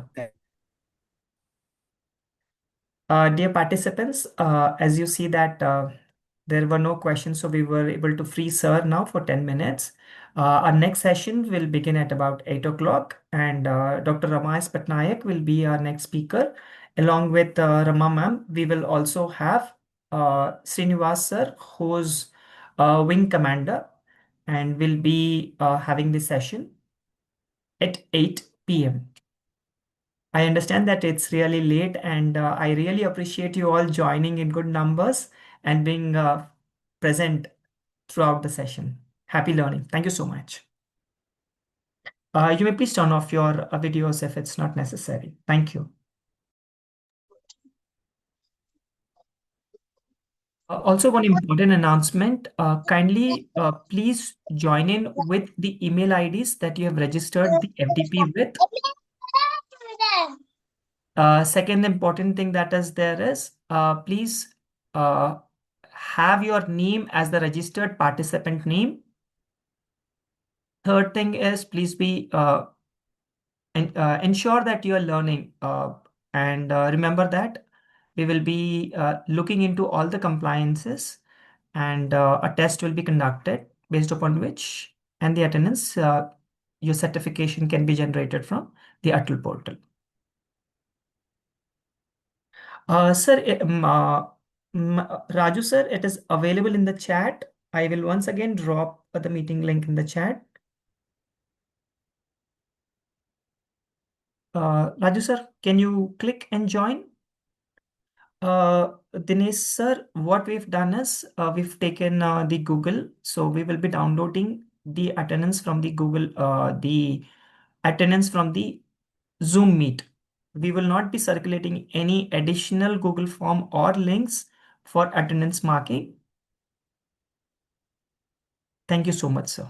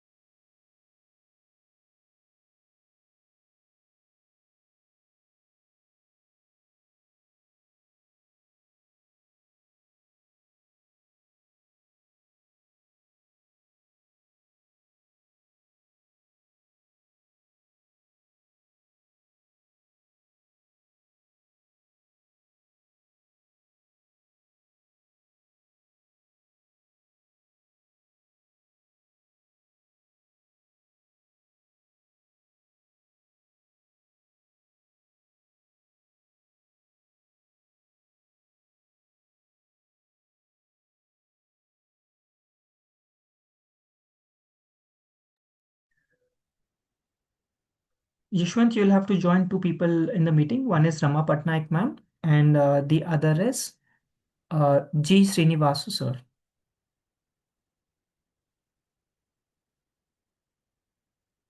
Yashwant, Yes, sir. you'll have to join Rama S. Patnaik ma'am and G. Srinivasu sir.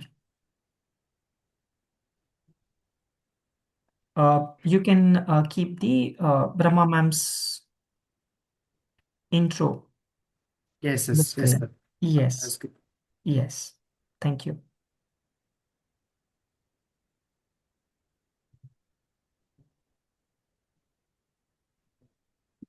So I hope everyone is taking a health break so that we can get back to the session at 8. Thank you.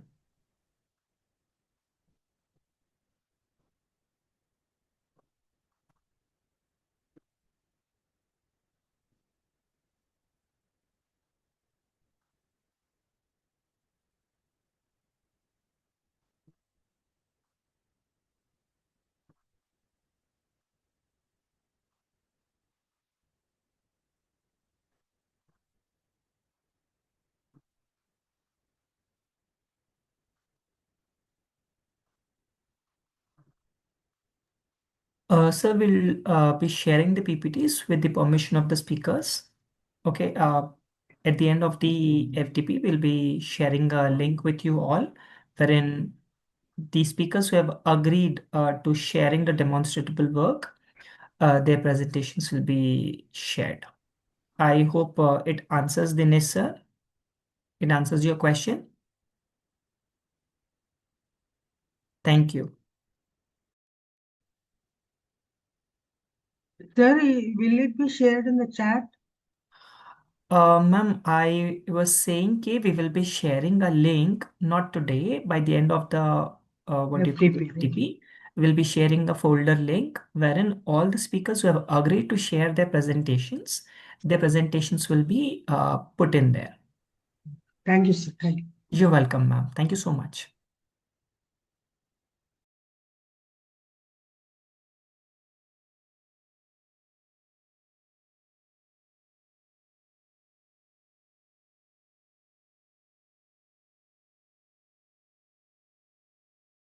Good evening, Rama, ma'am.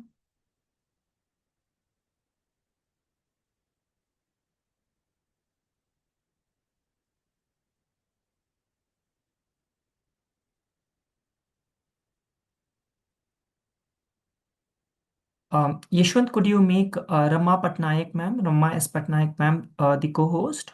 Yes, sir. Yes, thank you. Good evening, everybody. Am I audible properly? Very good evening, ma'am. You're very clearly audible. Thank you. You're welcome. Yeah.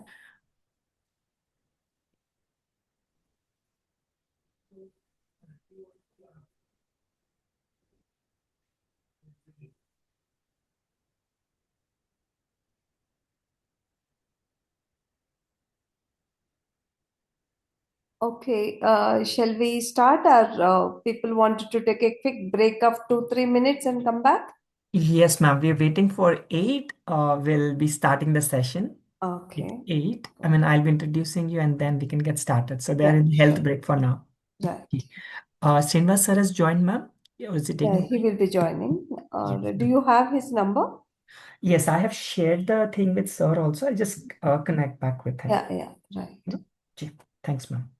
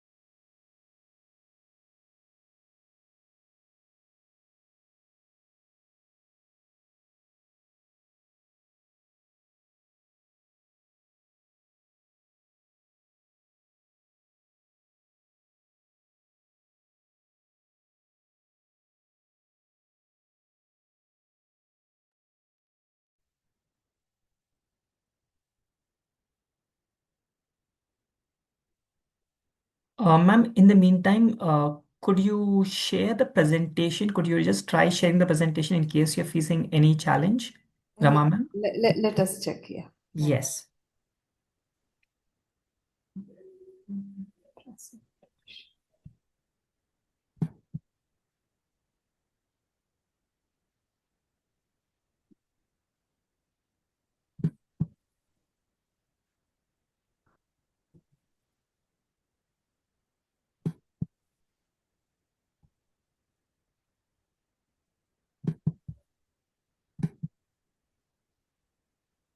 Yeah, can you please check now? Oh.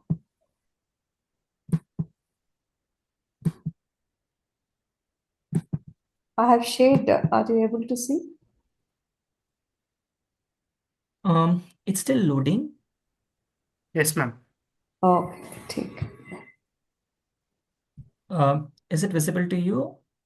Yes, I'm able to see.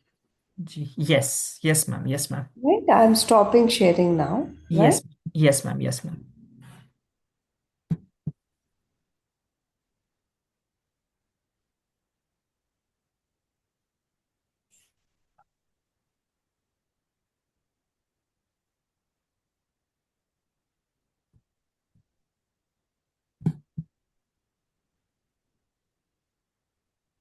Welcome back to all the participants.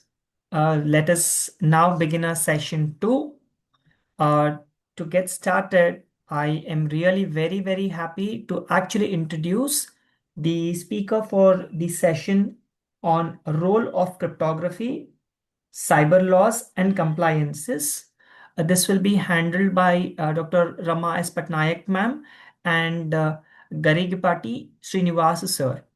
Let me first introduce Dr. Rama ma'am. She's a seasoned professional with over 30 years of experience in entrepreneurship development, digital transformation, branding, and large-scale project leadership. She has mentored 16 plus startups, led 100 plus transformation projects, delivered 1500 plus expert talks, and has positively impacted more than 15,000 learners. She's well known for her innovative learning frameworks, industry academia collaborations, strategic leadership. She currently serves as advisor for universities on digital transformations, curriculum innovations, and industry engagement, and works closely with MSMEs and EdTech startups to drive growth and capacity building. She is also associated with ISAC for national level cybersecurity capacity building initiatives. Her expertise spans in design thinking, entrepreneurship coaching, digital strategy, OBE frameworks, project management, and innovation leadership. We are truly blessed that Madam had agreed to take up the session in this particular workshop. Also, we have another legend who's wing commander, Garigipati Srinivasu sir. He is the project head with extensive research and expertise across multiple domains, currently serving as a visiting professor to Nalsar University of Law. He is a director at Milstar RF and Microwave Systems Private Limited, a supplier of defense technology to BEL. Director, Project and Strategy with Hacktify Cybersecurity, heads corporate trainings, faculty development programs, and security audits for various government and private organizations. Active role as a management committee member of CSI Hyderabad. Conducted Cyber Suraksha, a village level awareness program across multiple locations. Associated with GMR Aviation Academy in their trainings.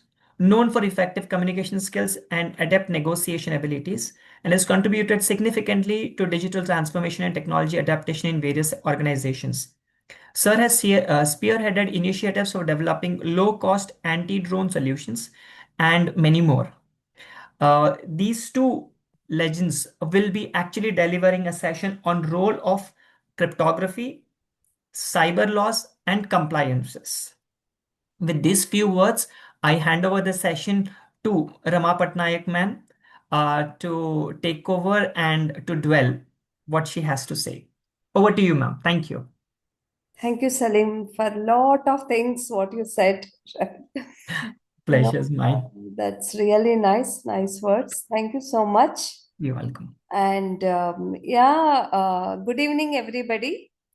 I'm very sure at this hour of the day, after your hectic day in the colleges and wherever you are working, and then come back and attending to this session, I highly appreciate your dedication, your effort, your enthusiasm to learn something new, right? Congratulations to everybody for attending this FDP, participating into this FDP, right? And thank you so much for your patiently listening the last session of the day. So it's something very interesting what we are going to talk now. Actually, cyber laws, compliances, cryptography are very, very, very vast topics, very vast subjects, right?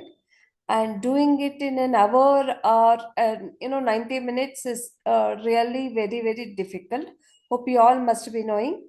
And being teachers, you know that when you have a subject to explain, the 60 minutes, 90 minutes is very difficult. Am I right? So, but still, we will try, to understand. Actually, we focus today more on the cyber laws, right? Compliances and all that, which is very important, right? So, friends, quickly, I'll share my presentation, right? Hope you will be able to see that and we can take it further.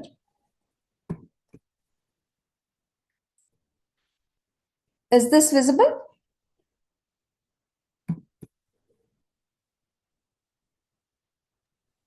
Yes, ma'am. Visible?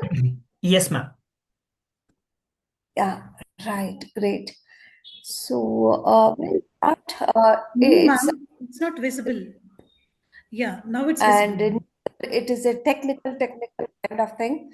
I need a little bit of interaction with all of you. Maybe you can chat with me. You can say something which you wanted to share, because we are not talking to each other. Hence, we will be chatting with each other, right? Okay, so we'll start with that. Hello, ma'am. Good evening. So I don't have a huge agenda, big agenda. Yeah. Hello. Hello. Yes, Am ma'am. Now I I audible? am able to see. It's visible. Sorry for the interruption. Okay, great. Maybe because of the network, the loading of the slide will be little delay, right? Exactly. But it happens, right? So we are Yes. going to have a good discussion on the cyber laws, right? And cryptography and other things, right? And can you please raise the hand if you are from the computer science?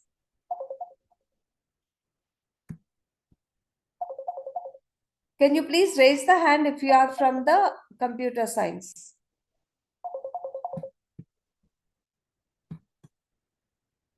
How many of you are from the computer science? I see 2, 3, raise the hand.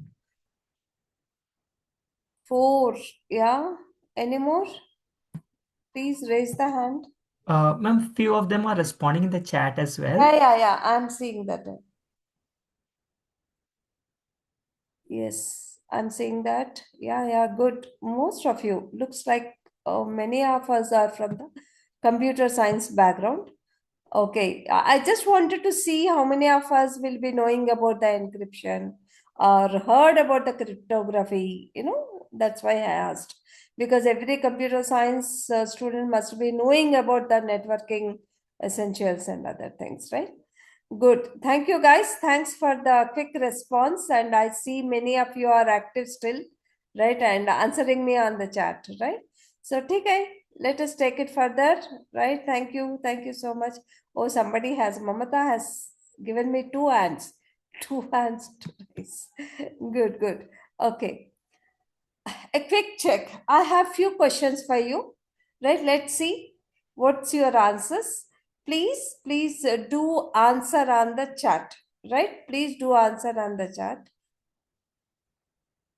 So my first question, hope everybody would have seen this end-to-end encryption on your WhatsApps. Am I right? Okay, so what do you think about this? What is it all about? What is it? Whatever you think, you can just sender and receiver can see hiding data. Okay, good. Provided encryption with a secret key. Okay, good. Very nice. Okay, what else? Chat we are doing. Also in a ciphertext. Okay, good. Nice. Anything else? Something confidential. I'm looking at interesting questions, interesting answers from you. Okay. Your data is secured during conversation. When you send a message, device encrypts, locks the message using mimicry. Okay. Message is not original form. Okay, great. Nice, right? Okay. So, friends, the protected data because of no intruders. Protected data. Okay, data is. Okay, so let us see what actually it is, right? There is something very interesting information I am going to give you now. What you said is all right, right? Only sender and the receiver can see the data. You are right. Okay. And the intruders cannot decrypt the data because it is encrypted with the key, right? Sender's key and receiver's key, right? That is okay. But here, there is a small loophole, right? WhatsApp is very, very, intelligent. Meta is very intelligent. What they say is what you are sending, we can't see, right? Very professionally it says, but it can see the metadata, right? That is the loophole over here. That is a hitch over here, right? It can see who is sending, how often they are sending, when they are sending, what is the size of the data, right? Or from where they are sending, location, everything is visible to WhatsApp, right? That itself is a very huge information to the WhatsApp, which you are giving, we ourselves are giving, right? Metadata is visible to everybody, including WhatsApp, right? Please, let us discuss these things little bit more later, right? But I just wanted to give you some kinds of heads up now, right? What is actually happening when you see WhatsApp is saying that it's end-to-end encryption? What really happens? Now let's ma'am, you mean except, yes, other than message, everything is open to the whole world. You are right. Right, Sarita, you are right. Okay, now let's take the next question. Something very interesting again. This is something, see, all of us download the Truecaller. If you don't want to download also, it will get downloaded, right? So when you see a Truecaller, name, while you receive any call, right? So actually, whose data is used on this? Is Truecaller is maintaining a database? What do you think? Is Truecaller is data? That's true. Right. Yes. So it's user data, users data. That means, friends, look into this.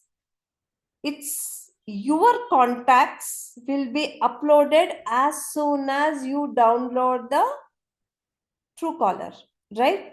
See, look at the access of the Truecaller, friends. It comes to your device, your phone, picks up your contact storage, picks up your contacts, and stores it's on cloud's data, right? So that means a small app called as Truecaller is having access to your device.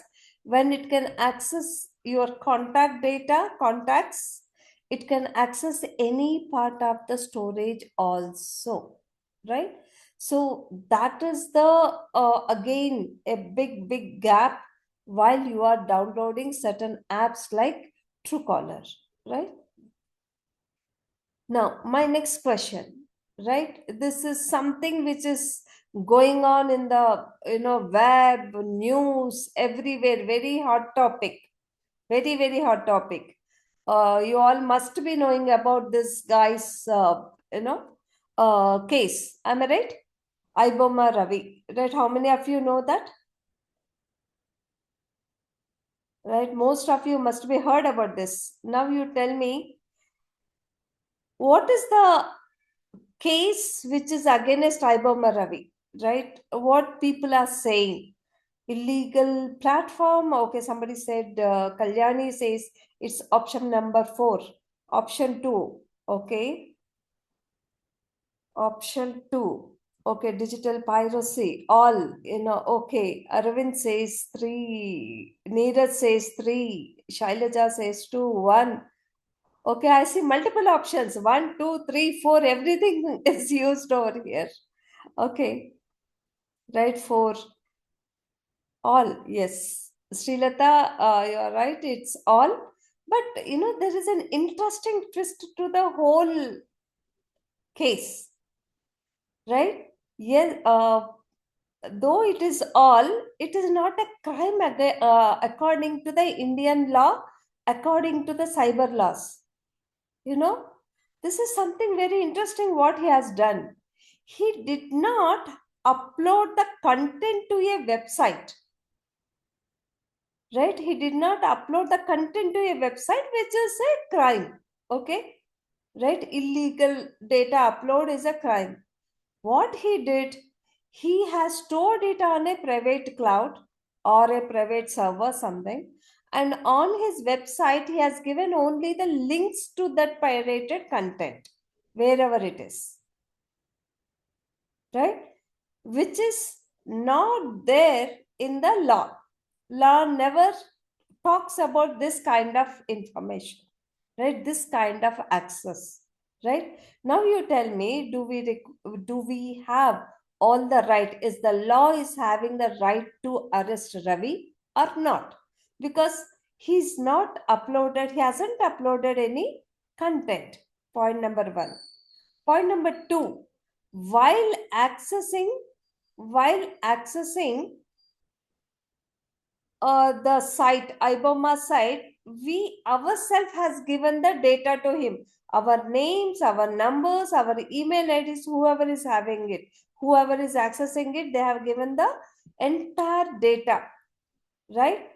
And he never said that I will not reuse this data. He just asked the data, right? We all provided the data. So he can do anything with the data because he never said that I will not reuse this particular data, right? So in that way also he is not proved as a culprit. He's not guilty about it. Hope you are trying to understand my point, right? As per the compliance, as per the law, right? Neither the content is illegal on the website, nor the data is violating the compliances, right? Now how can we arrest him then? Why he has been arrested and kept in the jail and behind the bars and all that, right? There is only one thing which police or the law can do is he was promoting the betting apps. That is the only crime or only illegal activity what happened on the website. Okay.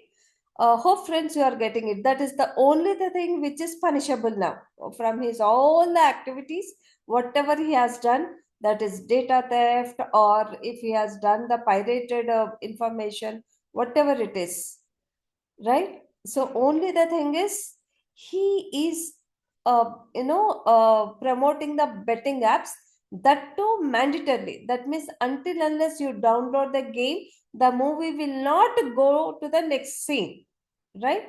So that's how it is happening. So easily he can escape the law, right? Look into this. We will see. We will discuss in length later. I just wanted to give the heads up with this particular questions. Now let us see the next question.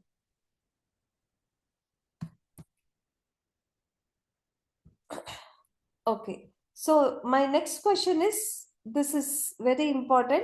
If somebody creates your fake Instagram profile, right? How quickly you can get it legally removed, right? What action you can take? Let us say somebody used, right? Tough, ma'am, to remove it. Okay, Neeraj, it is not so tough. You have to report. Report to whom? Whom should we report? Takes time. Need to go to cybercrime. Okay, right. Okay, cyber police. Police cannot do anything in this. right? 1930 is okay, CTI, okay. So friends, let us see the answer, quick answer. You can see the answer here. Actually, on the Instagram, there is a form called as the impersonation form, right? So you have to write to them. You can reach out to the impersonation form. According to the IT rules, they have to remove your account within 24 hours, right? 24 hours. It's not only in the Instagram, any social website has to follow this. It is mandatory, right? Cyber, if you go to the cyber crime, if you go to the cyber police, everybody has to take the same thing, right? Yes.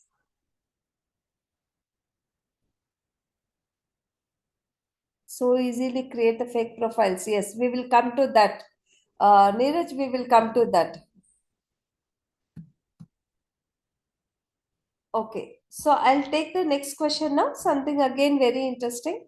So we do lot of thing on the GPay nowadays. So nobody is carrying the money. Nobody is using any kind of cash transactions, right? So everything is on the GPay. So what do you think? Which one is more important?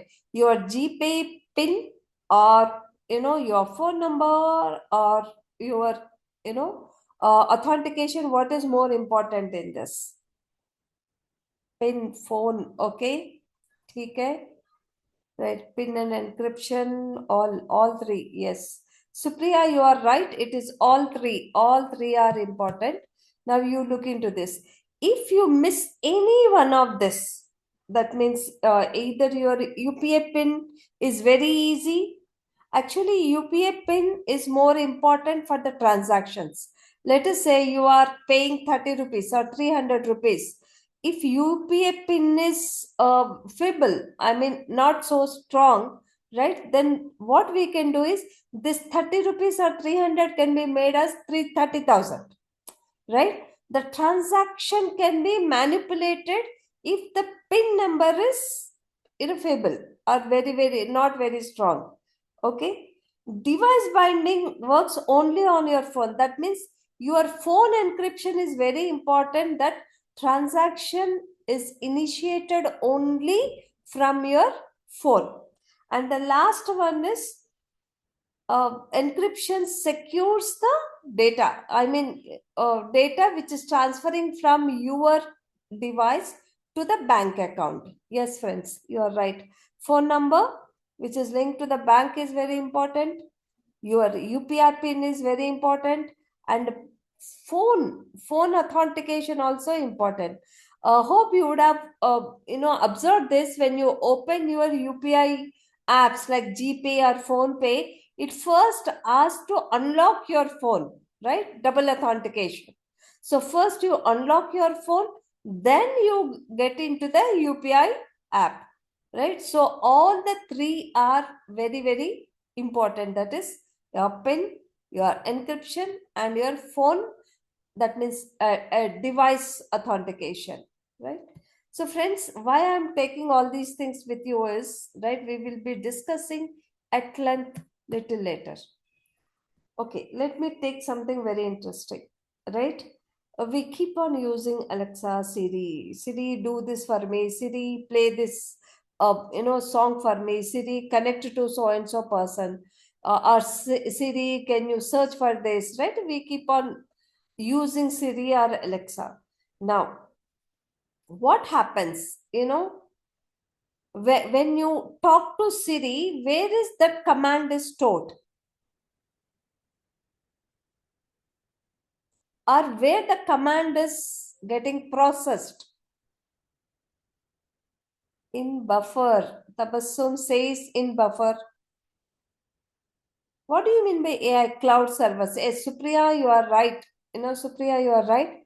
See, it's only few things. That means the routine things like playing the music, or, connecting to some routine names and all is done in the buffer that is within the device. But whenever there is a new command for processing, it goes to the cloud servers.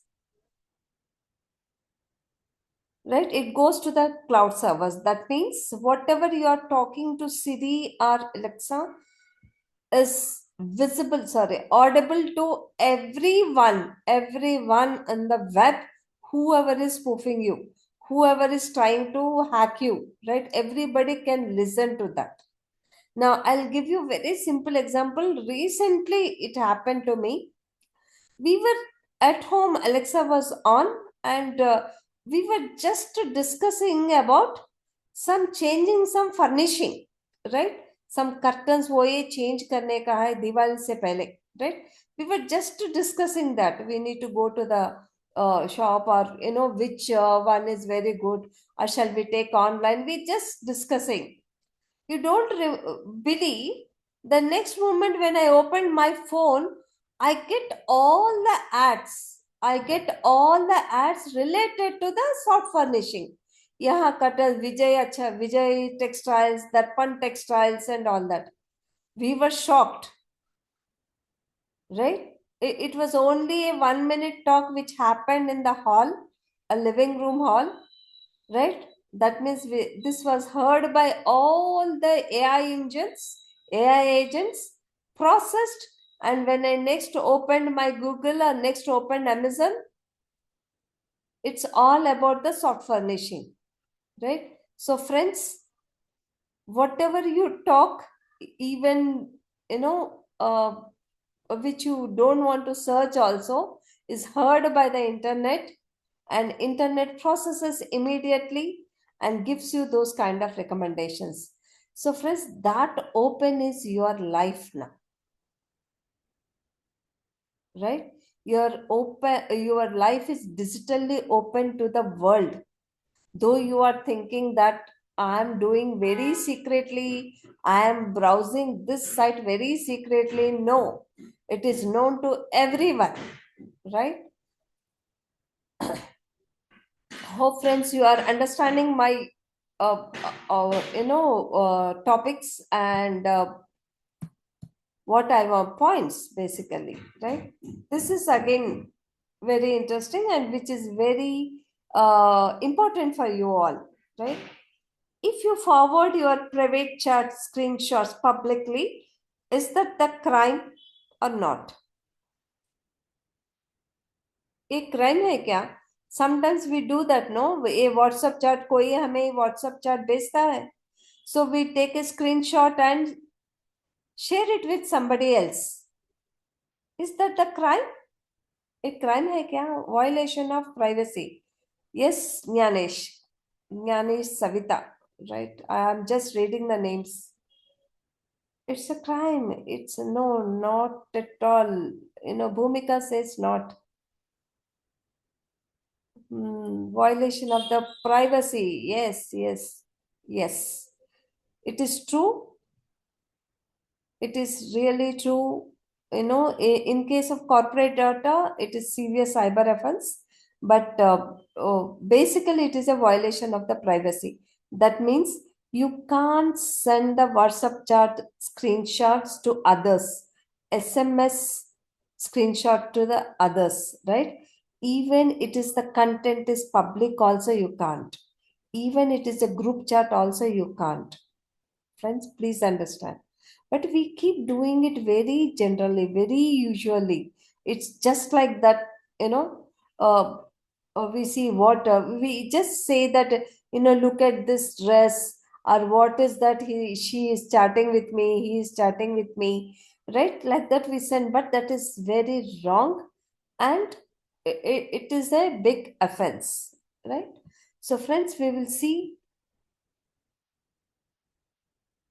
Correct. But related data, that is true, Zabir. But the problem is, as per the law, it is offense. If you are doing it, you have to take their permission. I'll tell you one more thing. Recently, we have gone through one case where somebody has taken a selfie le liya, and there are some people in the background.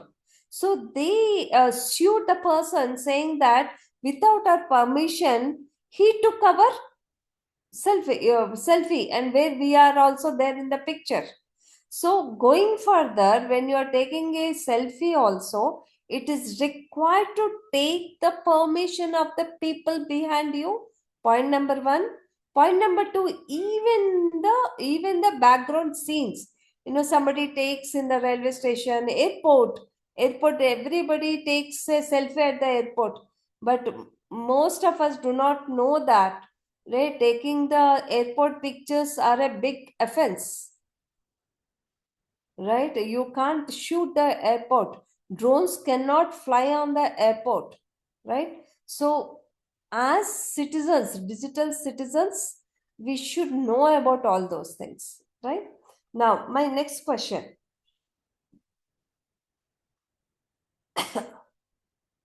ये तो हम सब लोग करते हैं, right? We all do it, right?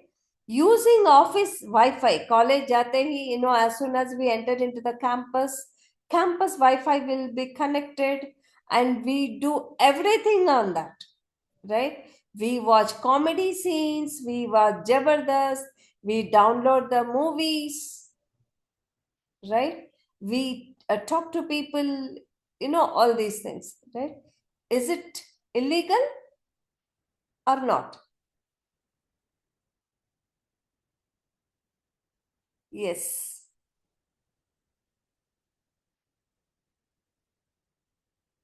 Yes, it is illegal. You can't use your official Wi-Fi, official internet to do certain personal things, right?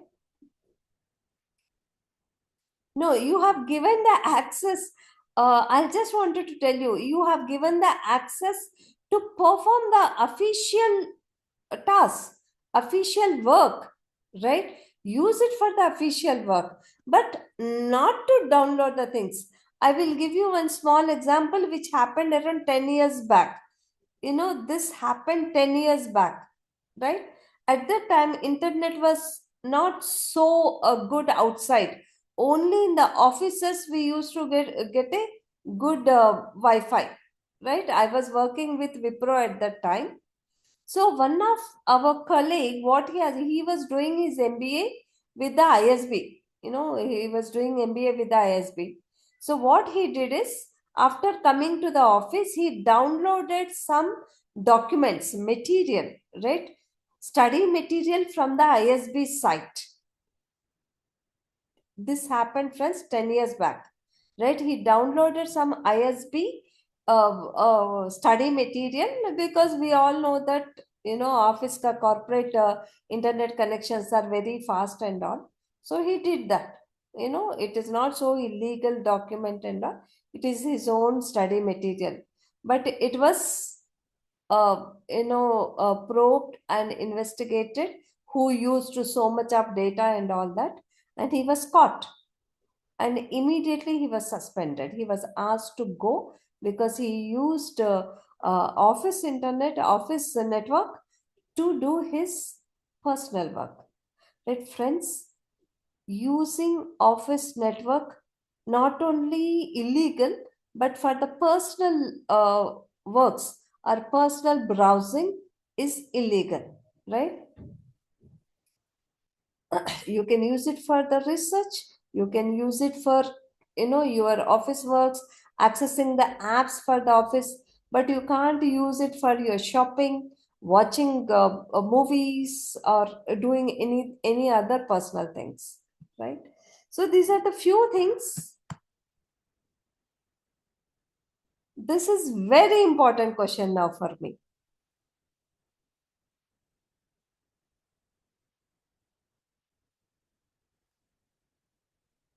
So, I'm sure listening, okay, I'm glad none of the above. Somebody said none of the above. Sleepy. Somebody said sleepy. Okay. Friends, this is only to get you back to the session, because I know that at this time it is very, very, very difficult to listen to something, and that too on the cyber laws. Law itself is a very boring subject. That is what people say, but it's very interesting. Hungry. Savita, Gyanesh, Savita says hungry.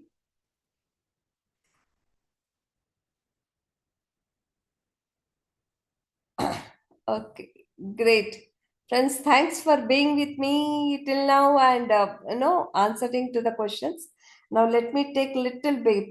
क्या हो रहा है? आजकल digital world में क्या हो रहा है? Let us see. What is happening. If you look at last 10 years, there is huge transformation, huge paradigm shift in the digital world. From the morning, right? Even your alarm also on the mobile nowadays. That means only the digital world will wake you up. Digital world will make you to put it on the sleep, right? So that's how the digitalization penetrated into our life, right? Completely. But if you look into the whole concept, the way it is growing, the compliance is not able to control the growth or control what actually happening, right? Let me tell you, अगर आप लोग एक छोटा सा shop खोलना चाहते हो, or if you wanted to open a small pawn shop, or if you wanted to do or buy a car, right? You take anything, you do anything, there are 101 procedures. Am I right? Okay, so many procedures. Even to open a bank account also, you need KYC, you need Aadhaar card, you need biometric, you need PAN card, or if you wanted to deposit your own money, hard-earned money into the bank, also you need lot of procedures, right? You need your signature mapping, everything. Now, friends, I will ask you one question. If you wanted to develop a website and start a website, deploy a website, initiate a website, what is that you need to do? Or what kind of permissions are required? First of all, do you require any permission to start your own website? Other than technology. Technology ko choda aap, okay? Hosting is a technology. Tabassum hosting is a technology. Am I right? Other than technology, मेरे पास technology है, मेरे पास domain name hai, I have a domain name, I know how to create a website, right? That's all. I don't require anybody's permission in this. Am I right? I don't require anybody permission. Or let us say you want to open an Instagram account, or you wanted to open a Facebook account or YouTube channel start करने के लिए किसका permission चाहिए हमें? We don't require anybody's permission, right? Government will not interfere into what is that a person is doing on the social media. But the same time, physically, if you wanted to do anything, right? Even buying a scooter or taking a bus pass or joining into a job also, you need to take so many permissions, so many procedures and all that. But same thing if I have to do digitally, I need not get any permission, need not follow any kind of rules, regulations, or no standards, nothing, right?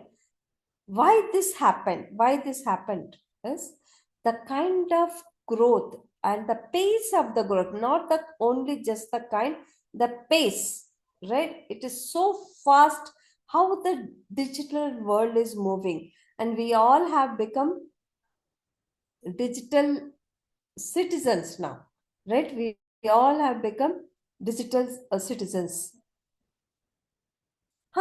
That is true. Okay, Mahesh, you are right that you have to get the copy holder's permission, but with few changes. Everybody is using it. Let us say I'm saying some statement, maybe two statements. If that is becomes was, or becomes were, also it is different statement, right? So there is no much big what do you call control on the copyright holders also, right? Until unless it's very legal data or very government data or something like that, right? So that's how the friends, because of this growth and no control, because system is unable to catch the speed of the digitalization, right? By the same time system comes out with the policy, digitalization is going 10 steps ahead, right? Again system has to think, right? Then again one more new policy. By the time digitalization has been evolved to the next level itself. Okay, so now just simply look into this, right? Agar, let us say, I'll take one recent case, right? Hope you all must be knowing Chiranjeevi has filed a case against social media people.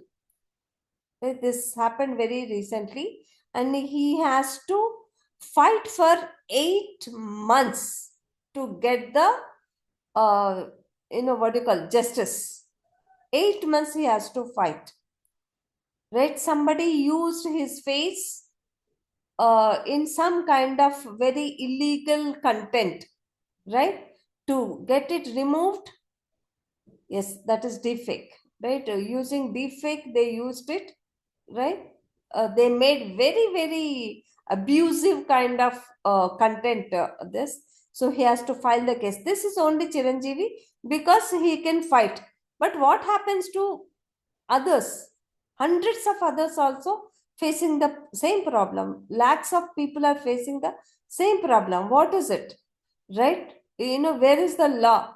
Who will take care of them? Right? So, friends, let us understand this part of the whole thing.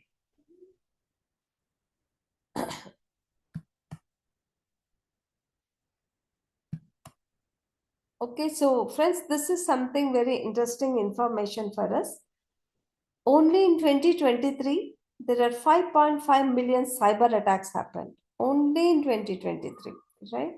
And raising the digital, okay, this we all know that there is a lot of frauds happening on the digital. And nowadays, we are also listening to one word called as digital arrest, which is not at all there earlier. Now, suddenly it has cropped up, right, in mushroomed like anything, that is called as digital arrest. And social media exploitation. Here I wanted to share a very small case which happened I think 2-3 years back. This happened in 2-3 years back. There is one girl who want to commit suicide.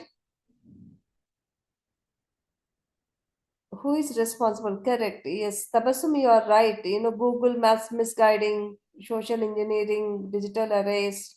There are a lot of things. I wanted to share one interesting study. Study में एक case आया था हमारे पास. There is one girl who want to commit suicide because she was getting bullied on the social media, right? Whatever she wears, people would comment her very wrongly, saying that आप मोटे हो, काले हो, ये colour suit नहीं हो रहा है आपको, you are looking like this, you are smiling like that. Whatever she is posting, whatever she is doing, right? She was bullied on the social media. So she got into depression and she want to commit suicide. But luckily, her mother has seen her, saved her, right? That was all good. She was saved. But who was bullying her? Who were bullying her? There are a lot of group of people who are keeping on abusing her on social media. So the case was investigated. कौन है ये? कौन कर रहा है? So then we came to know that there is a digital marketing team who were deployed to bully this girl. So they were arrested and they were asked, right? Why are you doing this? What is the intention? Why are you abusing her on social media? Why are you commenting everything? So then they said they were paid to do this. So then, investigation went a little bit ahead and, who has paid you, right? It went to up to that level, right? Who paid them and all that. So then we came to know that, this girl's father is a builder. And uska competition ka builder jo hai, there is another builder who is a competitor for this guy. So he deployed a group of digital marketing people to bully this girl, so that the father will not be focusing on the business, and he will lose the business, and that business will come to the competitor. Look at the whole thing. Earlier we have seen direct attacks on the people, right? Now it is a digital wars, right? This is called as a digital war. Basically it is emotional digital war, right? Personal digital war happen. So when a person can do the digital war, it could be company to company, organization to organization, community to community, religion to religion, and it would be a country to country also, right? So when I said there are social media exploitation, it is not just trolling or haters and all that. There could be this kind of cases. There are this kind of cases, right? Okay, the next is thing you could see, 74% companies face the data breach attempts, and India is ranking 4th in the cyber incidents globally, because most of the internet users are in India. Obviously, we will be on the top, right? And the last one is something quite interesting. Deep fake rise by 400%, because deep fake is available to everybody, right? They can do anything. There are no restrictions, right? So this can so the deep fake what do you call, crimes are increased by 400%. Tabassum, digital arrest, sir will tell, right? We will come to that part, right? Give me a few minutes more. Okay, friends, we spoke a lot about the digital arrest. We spoke a lot about the, problems which are happening around, right? No compliance, no standards, no policies. But where we are, agar government kuch kar rahe hai, there is a policy globally. What kind of standards we have? We will talk about that. Srinivas sir, are you there? Yes, ma'am, I'm Srinivas sir? there. Yeah, I'm there. Am I audible? Yeah, audible. Great. Okay, so we are here, right? I quickly take another 2 more minutes, not more than that, only to talk about the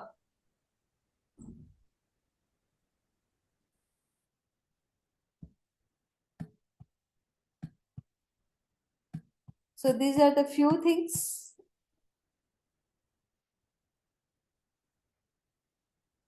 which you need to know, right? And I will also take how many of you know about the encryption and decryption? Can you please say yes, no? Yeah. Encryption, decryption. Yes, so I don't want to take too much of technical things, because I know that all of us are from CSE background. All of you must be knowing about it. Yeah, right. So encryption, decryption, digital signatures, yeah, you all know it. So ठीक है, हम discuss नहीं करेंगे उसके बारे में. But these are the few things which I wanted you to know about it. Zero trust cryptography. Okay. Tabassum, thank you so much. But sir, I'm eating away his time. So I want him to talk much more interesting, because he comes from the law background, right? I'm a technical person, and sir is from, law background. So he talks more interesting cases. But quickly, one glance on this futuristic trends. you see something called as zero trust cryptography. Never trust. See, we get annoyed. We get annoyed when we see, password is asked again and again, and it is asking, are you a robo, right? Kind of ciphertext, right? You will ask that. So why it is asking so many times? We feel that we get annoyed also. एक बार password दे दिए ना. Why it is asking so much? Again and again we feel like. But that is nothing but something called a zero trust cryptography. Okay, right? Zero trust cryptography means no, what do you call, every navigation will give you some kind of authentic authorization. Every navigation will ask you for the username, password, or some kind of access, right? So that is called a zero trust cryptography. Then we have homomorphic encryption. This is also very interesting thing, right? Without decrypting the data, the processing can happen, right? This is little bit technical side. We will take maybe another session whenever Salim sir uh, organizes. These are quite interesting trends nowadays, okay, on the cryptography. Homomorphic, lightweight cryptography, post quantum preparations. This is something we say that PQP cryptography, very interesting hybrid algorithms. Technically, they are very interesting. How the data will be encrypted, how it will be encrypted, AI generated algorithms, right? We will see that part, right? Little later, but now I want to hand over this to Sir. Hence, I'm taking little quickly on these two slides. Okay. So AI is something interesting now on the cryptography side. It has both the ends. It is on the positive side as well as on the negative side. Using AI, people are able to generate the encryption keys, dynamic encryption keys, right? And dynamic algorithms to encrypt the data. At the same time, same AI has been used for decrypting also, hacking also. So every new technology will have the positives as well as the negatives. So AI plus cryptography together is the new era of the security. It is now used for the generating encryption, new encryption keys, dynamic encryption keys, and a very interesting one is uh, trust-based risk management. That means, let us say, if the data is not so important, right? The encryption levels will be less. If the data is very highly important, confidential, and all, then the trust has to be more, and encryption will be high level, right? So this is the future of cryptography, that is AI based cryptography, which may require another 2 hours, 3 hours to talk. We will try to do it in the coming week, right?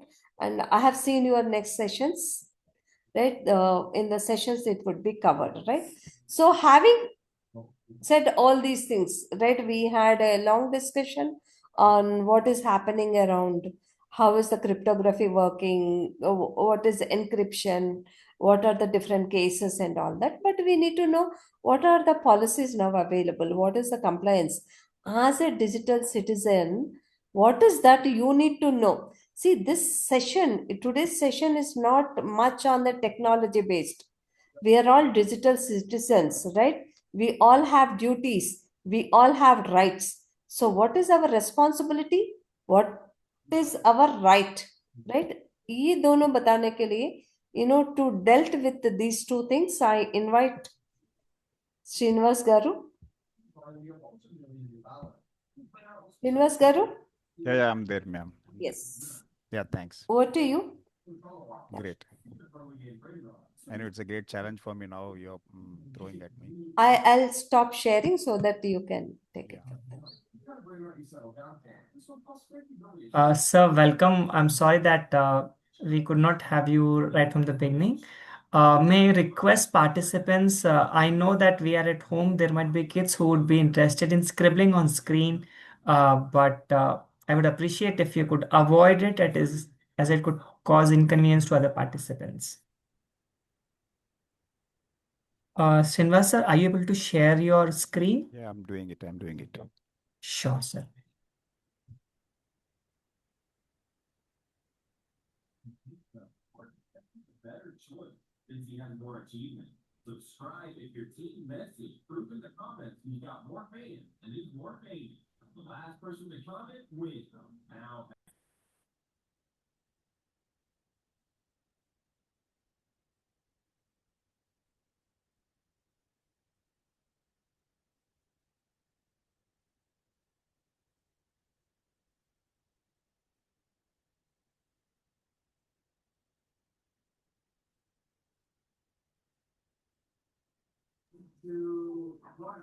Rama ma'am, I assume you'll have to be all through the session because there are a few questions that are already there in the chat box.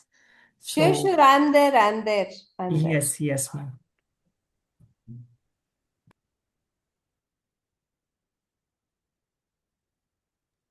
I would request all the participants to please keep the questions in the chat so that ma'am can answer it at the end of the session. Keep the tempo on. Thank you so much, everyone.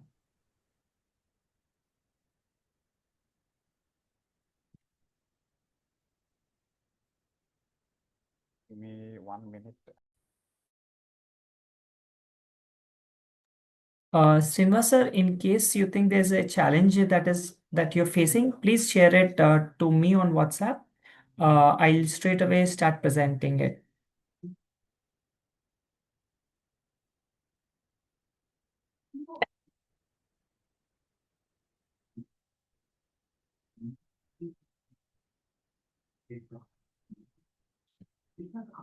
Srinivas sir, do you need any assistance? Am I audible to all? Yes, sir, you're audible, Yeah, sir. great. Yeah, it will be shared. Actually, I've given it to Rama ma'am now. I think there is some issue with the No worries, technology no worries. compatibility, I think, but not an issue. We will get to the session fast. So, good evening, all. I think it's a very big challenge ma'am has thrown at me and Salimji in any case. The time is such, and also the biggest challenge is after an interesting session from ma'am, it will be tough for me to keep you all hooked to the session, and also a subject like law no one generally likes, you know. So any police wala standing at the road junction is not liked, right? Any black coat in the court is not liked. That is the general psychology from the childhood. We don't like anyone. We don't understand from the beginning that they are there to protect us. But that is the fact. But notwithstanding, it is on the lighter sense, I said. Can I start, Salimji? Yes, sir. Obviously, sir. The only request everybody's having is if you could speak a little louder. Yeah, okay. Am I audible now? Yes, sir. That's Great, your great. sound, real Yeah, sound. being from defense background, speaking loud is not a problem. I am mellowing down my voice actually because at this juncture I have to speak little low. Yeah, great. So, friends, we had a wonderful beginning of today's session, starting various things like, we are using all the digital apps, digital platforms, and unknowingly or knowingly, we are sharing a lot of information here and there. A quick question to you all. If have to download an app immediately, like I have say for example, Uber is already there in my mobile, and I want to, because my friend or a colleague has told that Rapido is better, I want to download. The moment I start downloading, what happens? What all questions generally they come? Anyone can quickly type. Whenever you want to download an app, new app, what all permissions they ask you? Good, good. What all permissions? Yeah, yeah, yeah. Good, good. Yeah, yeah. Great. Okay. Location, contacts. Yeah. And it wants everything from you on the phone. There is no doubt. Yes, camera, exact. For a Rapido, that is a, you're booking a cab or a transportation, whatever. Why do a camera access is needed? Why do your contact as access is needed? GPS is perfect because GPS is required to locate you wherever you are there and wherever the driver is there. It is a navigating app basically. But why your contacts? Why your camera? Why your microphone? They will need everything from you, right? If you get into the Google account, go to the settings and just find out where all you have allowed your Google account to share the data without any problem. You'll be surprised to see your own account. I'm saying Google account, just get into the settings and see you are given the blanket clearance to share your data willingly to several apps that are there in your phone and several other apps where you are using on the systems in the college or in your own laptop also. Through that account, whatever you open or download, you have given a clearance to that particular app to share their data, right? This is something they are making us to do willingly, and we have done it. Now, in that, there is a consent you are clicking. Okay, I agree. Have you ever read the things on the top? How many people have actually read the conditions, then click the I consent? I agree. Anyone? No, no, no, no, no, no, no. Yes, yes, yes. Great. Everyone is like this. A couple of days ago, I wanted to download a calculator app, which has got a little bit of calculus and some statistics also in that. Even that app also is asking me permission for all these things.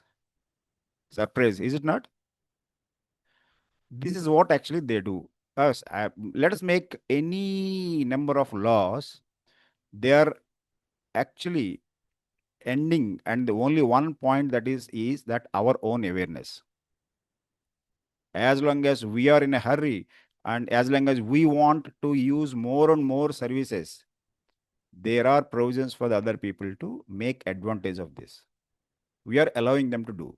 It is only the awareness and our own conscious and diligence, due diligence, they say, to use these platforms, right? Okay.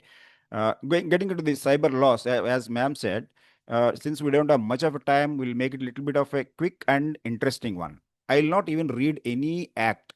Don't worry. Because once I start reading out the acts or telling you, it will be boring for you. Let's see quickly what is the, ma'am, what is cyber laws? Let's see.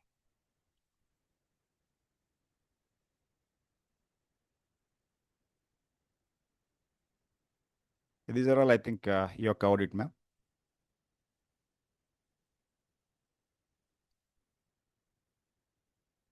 Yeah.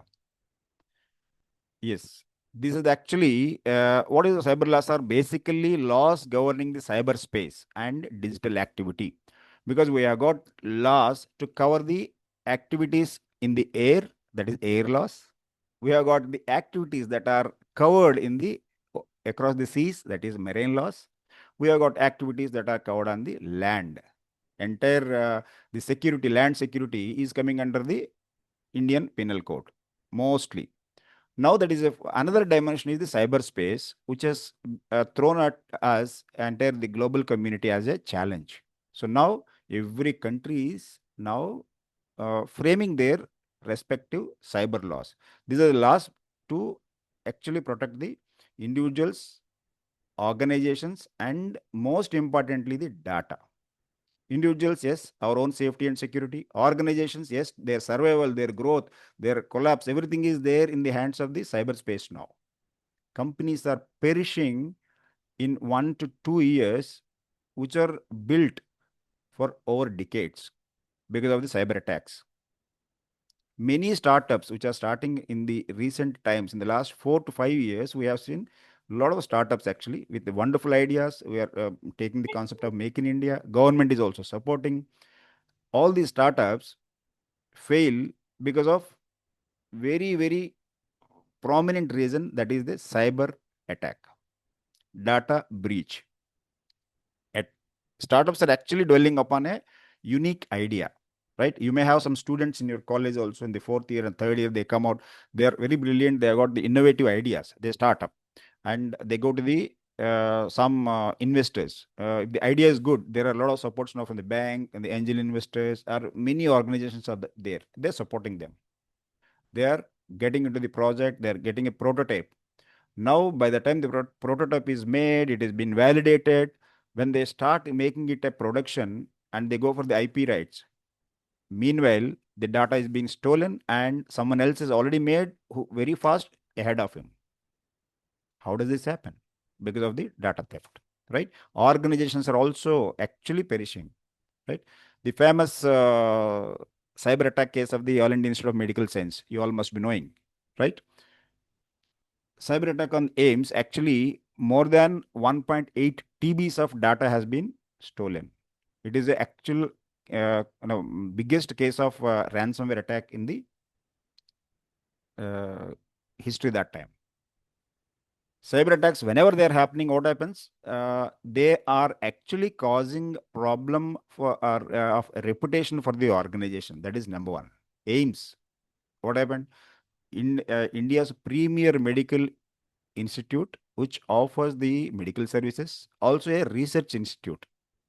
The reputation is gone actually. Okay, it was an embarrassment. Number two, it has caused a disruption of the services. Many patients who had the data in that is lost now. The operations and surgeries were scheduled. They are not able to get the data retrieved or to go for the surgery. They have to be diverted to other hospitals. 6 days there were no services in AIMS. All the manual record and other things are started because they are not able to access the systems. Personal sensitive data has been stolen, right? Then there are no privacy rights actually. These rights have been needs to be protected through the cyber laws. That is the one of the most important function of cyber laws is to safeguard the privacy rights. And at the end of everything, similar to other acts, once someone is caught, it is the prevention, detection, and punishment. First of all, if the law is there, it will prevent. And then it will enable the detection. You can order a commission by quoting this act, right? Then again, give a punitive action for that crimes. There are crimes which have got the punishment of life imprisonment also. There are crimes which have got 2 to 3 years. Fine up to almost 8 to 10 lakhs for a normal deepfake video. Okay, if it is proven that this is made by him with a malafide intention and he has made some revenue out of it, and also the victim has really suffered because of that, right? If it is proven. Now I'll tell you a wonderful thing is, in a normal crime also, Arushi murder case, and you all must have heard. Arushi murder case, there's a movie also, I think, on that. This is a classic case in, I think, almost in a decade ago. So the first respondent, whoever goes there, the police or security personnel, he has got lot of responsibility on him to protect the evidence, right? Protect the evidence.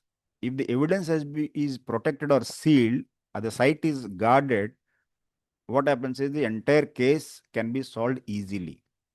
In the first 10 to 15 minutes, the site is disturbed or the evidence is tampered out of ignorance or willingly also. It will be very difficult, and for decades and decades it will not be solved. Similar, even in this case also, the electronic records and other things needs to be protected whenever there is a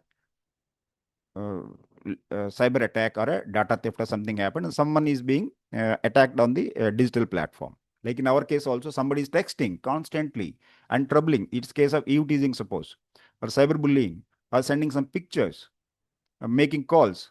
What do? In panic, most of the students, you ask to any of your students, ask any particularly girls, If someone is doing like this, what do you do? They get actually frightened. If they're at home, they go to one corner, an isolated place, and start deleting fast without even knowing what they are doing. No panic in that cases. Protect the digital evidence. Take screenshots, give it to somebody's phone first of all. Okay, that is the important thing. So the validity of such evidences, there is one act called Indian Evidence Act. Okay, the Indian Evidence Act actually gives a list and their validity. Similarly, in digital evidence also, there are certain records which are subjected, are allowed to be proven into the court, presented in the court. Your hard disk, your mobile devices, pen drives, and all these things. And digital signature, when it is made, whether it is valid or not, that also they will prove and then validate that. Okay, Indian Information Technology at IT Act basically is the root of all our present day DPDPA. You all must have heard Digital Privacy Data Act. Basically, that is based on IT Act 2001. This is one of the primary cyber laws, we can say. In that, also the data privacy has been mentioned, and then data theft has been also been covered in that. So this actually gives most of the cyber crimes or electronic commerce, whichever such offenses that take place, it is there in the IT Act 2000. Thereafter, it has been amended in 2008. Any of the, first of all, such transactions, whenever they used to happen, give and take, these were never recorded in the digital platform legally, basically. There was no sanctity. But IT Act 2000 has started giving a legal recognition to the digital transactions also. The transaction can be money or paper, information, or anything. If I am sending some information to somebody that I am confirming that I will be there tomorrow to do this act, and I don't turn up, there is a loss, then I am punishable because I have committed on digital platform. That is a word I have given it, right? If I am signing digitally a document, this has been validated now after that, right? Digital signatures. IT Act 2000 is already there, which is validated all these things. Thereafter, it was amended in 2008. Okay, and in that, the electronic signatures and other contract forms which are there electronically, that also came now, which we are doing in all the SRO offices nowadays. The manual records are now transformed into digital records, and they are stored also. Okay, it is for the easy storage and also as good as the validity and keeping them safe and tamper proof. That is allowing now, right?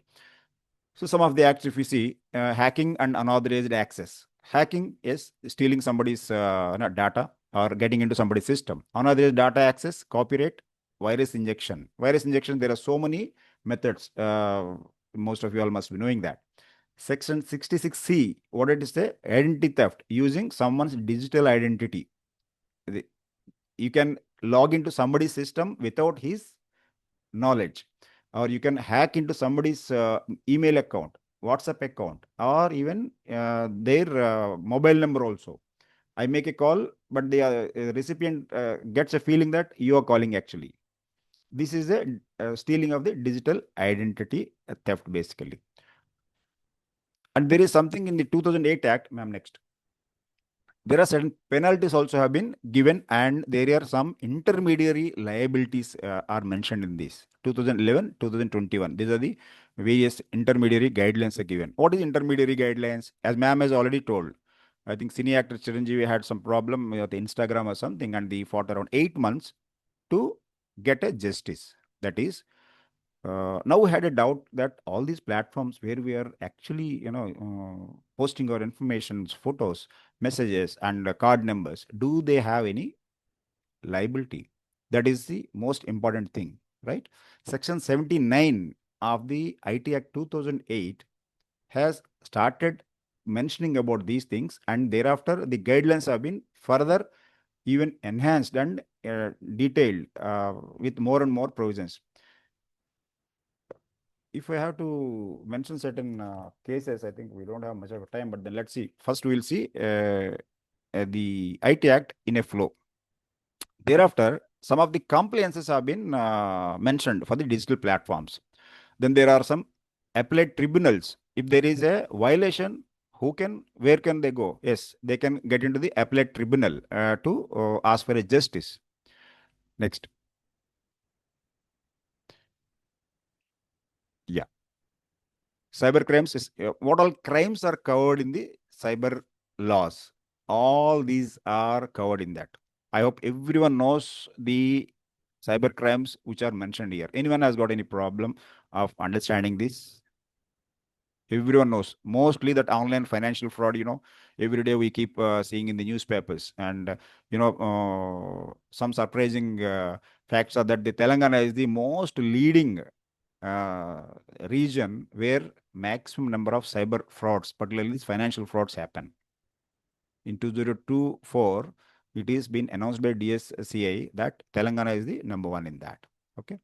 Data theft and identity theft, these are the next ones. Phishing, hacking, cyber stacking, and cyberbullying. Cyberbullying, ma'am said already about this. A lot of children are actually subjected to this. In US, cyberbullying is very strictly being punished.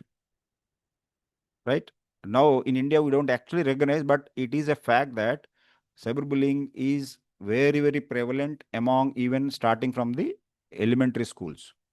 Be vigilant if any of the student is subject to this cyberbullying. How do you identify them? Can anyone tell, please text? If any of your students, I think all the faculty are sitting here, so I am asking this question. How can you identify a student if they are having an issue like cyberbullying, if they're subject to any online sexual exploitation or anything like that? How can you identify? Can you please text in the chat box, please?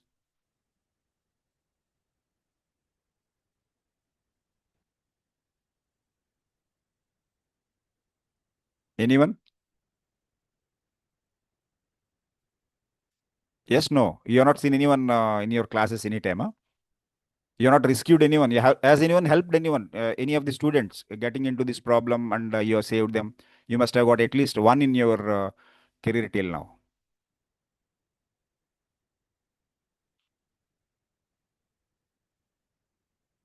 No? Good.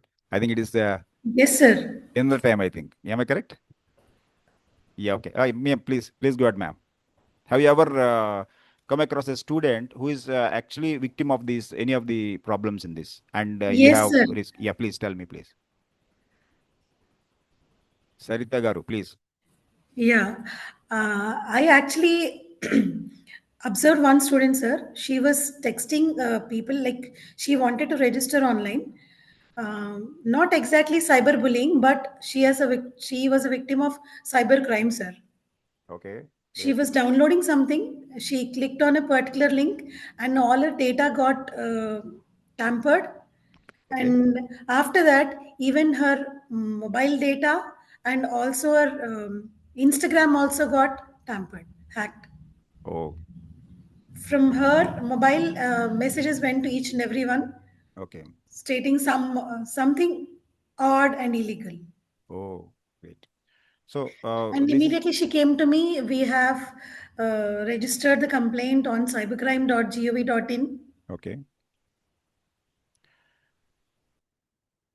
Good, ma'am. Actually, it is in this also they say like golden hour, golden period, something like that. It is there. Any of these frauds or anything, any attacks like this, if they happen, the first 24 hours is very important. In that, if it is reported, it will be easy for the police to track or identify that. That's what they say. Even in the financial fraud cases also. So that has to be without hesitation, it is to be done. And frequently, we should keep discussing in the classes with the students that these are very commonly happening. There is nothing that it has happened to you immediately. It should be reported so that the culprit can be at least brought to justice. And let me tell you something, a sad story, or rather you can say a sad fact, or like an unfortunate thing is that the number of cyber crimes that are increasing, and the amount of the inquiry, or identifying the culprit. If you see this, the rate is where both the graphs are not matching actually. Why? Because we don't have enough workforce. That is number one. Secondly, even if we have a force, these are all actually across the states they are happening. And now the culprits are sitting anywhere in the globe, like in this Ibama Ravi case, as ma'am already discussed. This chap was not sitting in India. He's somewhere in the Caribbean state. He had spent whole of his time there doing all this, and he has got accounts across Europe, Australia, Africa, and everywhere. The domains are from all these places, right? In 2010 to 12, there were a lot of SBI card frauds used to happen. And you are sleeping merrily here in India, in Hyderabad. Early morning, you see your mobile, you get a message that your card has been used at Walmart, Chicago, and all that. Okay, with so much of amount. There will be 2 to 3 messages where around 80 to 90,000 rupees is siphoned off. You have never gone there, you're sleeping here. It is happening like that because people have been doing all this sitting across the globe. And the IP masking, yes, people sitting in Bangalore also can do a fraud to the neighbor next door by giving an impression that it is happening from across the continents. That is very much possible. So these all things are generally happening. So we need to be aware actually. The best medicine is to be aware. That is the one thing. Okay, next, ma'am.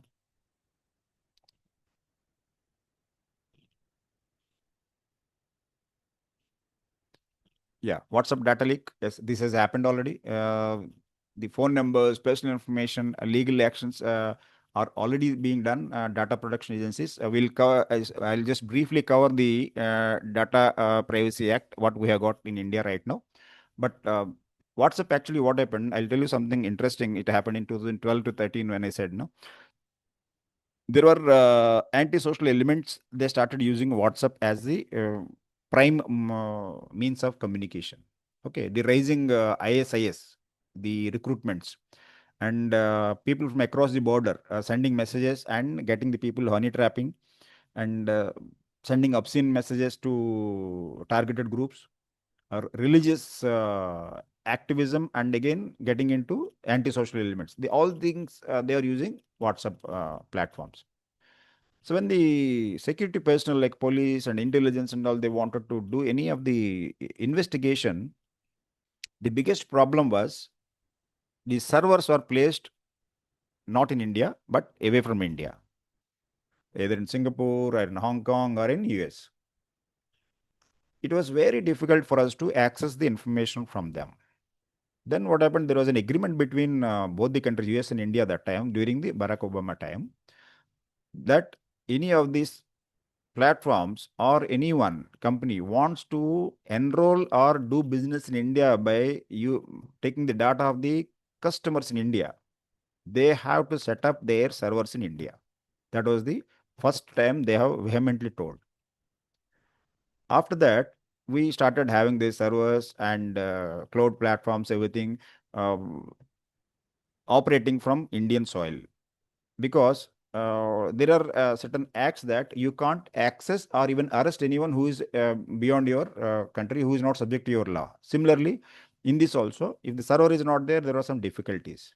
And then they made a rule that any of the security personnel up to the rank of no, SP or DSP, made later on, initially SP they said, if it is an SP, if they write to these social media platforms about asking any trace of information, they are supposed to provide it without any compromise. Be encrypt, decrypt, whatever it is, they have to give it to him, right? And you all must be knowing now today, any case, be it a political case or a financial case or even a marriage divorce case, I am telling you, in Telangana High Court or even the lower courts also, there are so many cases pertaining to the divorces. Every case is actually coming and stopping at some digital means. The complaints or the we can say whatever wife and husband complaining against each other that she is always on the phone texting to her boyfriends, or she says this guy is always there busy and a lot of information is there in his phone actually to prove it that yes, he is so and so. Or about the financial things, he has stolen money from my father, he has assured that this he will do the business and he did it, all the evidences are there in the mobile or in the laptop. All these things starting from a small cases like regular cases which used to have happen conventionally by arguments, and the feelings of the people are now transferred to the digital platforms. So there are strict legal actions required, and those are all there in the Digital Data Privacy Act now. It will be implemented in phase wise because there are so many compliances to be done by the social media platforms which are very tough actually, and they will affect the youth also. So they made it phase wise implementation of the Data Privacy Act. Next.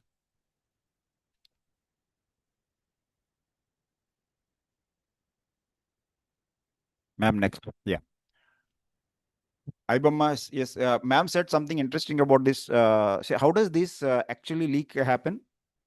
Can you all, I think you must have read in the newspapers and the heard in the news also for last 1 week or 10 days, how the piracy of the movies happen. We know that these guys are not unable to be, punished or framed in the law because of various reasons, and still the case is pending, so we can't speak at this juncture about that fact. But mostly it is getting into that online betting and other things are one of the things for that.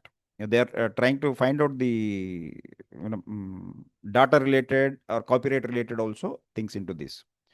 So there are generally when a preview of a movie is made, that is first time there will be some leak somewhere when it is being transferred from A to B.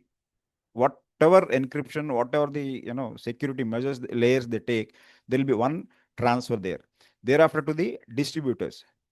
Thereafter across the globe whenever they want to do the pan world release or something like that.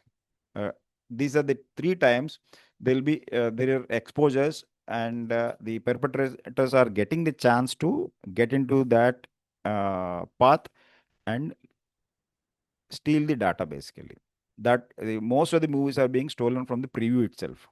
That is a surprising thing. I think even in the 2025, we had around 25 movies. Just before release, they are already there on the platforms like this. And we were not aware of this platform. I think Salimji will be, watching for that. When we went around Warangal, nearby rural areas to do that cyber awareness program to a government school. Okay, the girl sitting in the front row, not actually, having. We thought that they don't know anything. We wanted to teach them something about the awareness. What do you use a mobile for? That is the question we posed to them. Like ma'am was asking you some questions in the beginning. So a girl sitting in the front row, okay, not with the proper dress. Also, their frock was torn and not tidy hair or anything like that from a rural this thing. She said, "I generally use it for IBOMA." That was a surprise to us. What is IBOMA? I think it was in the year 2023, somewhere in June, July. It means the IBOMA was famous in the rural areas in that age group also that time. Why? Because he found out a weakness of the people that generally people like something free, right? Anything that is coming free is consumed more and consumed fast. That is the first conduit. By giving something free, he started modulating or rather superimposing other things like online betting apps, online games, everything in that. His main income was through those actually apps. When you say that a movie you can download, if you download this also, yes, many people will do that. And once, twice, thrice, they get addicted to this. They start spending money also on those online gaming apps. Okay, the gaming app is such that initially it will be free for first 4 to 5 minutes, and at a very crucial juncture, when someone is about to win, it will stop and it will ask you to pay 75 rupees.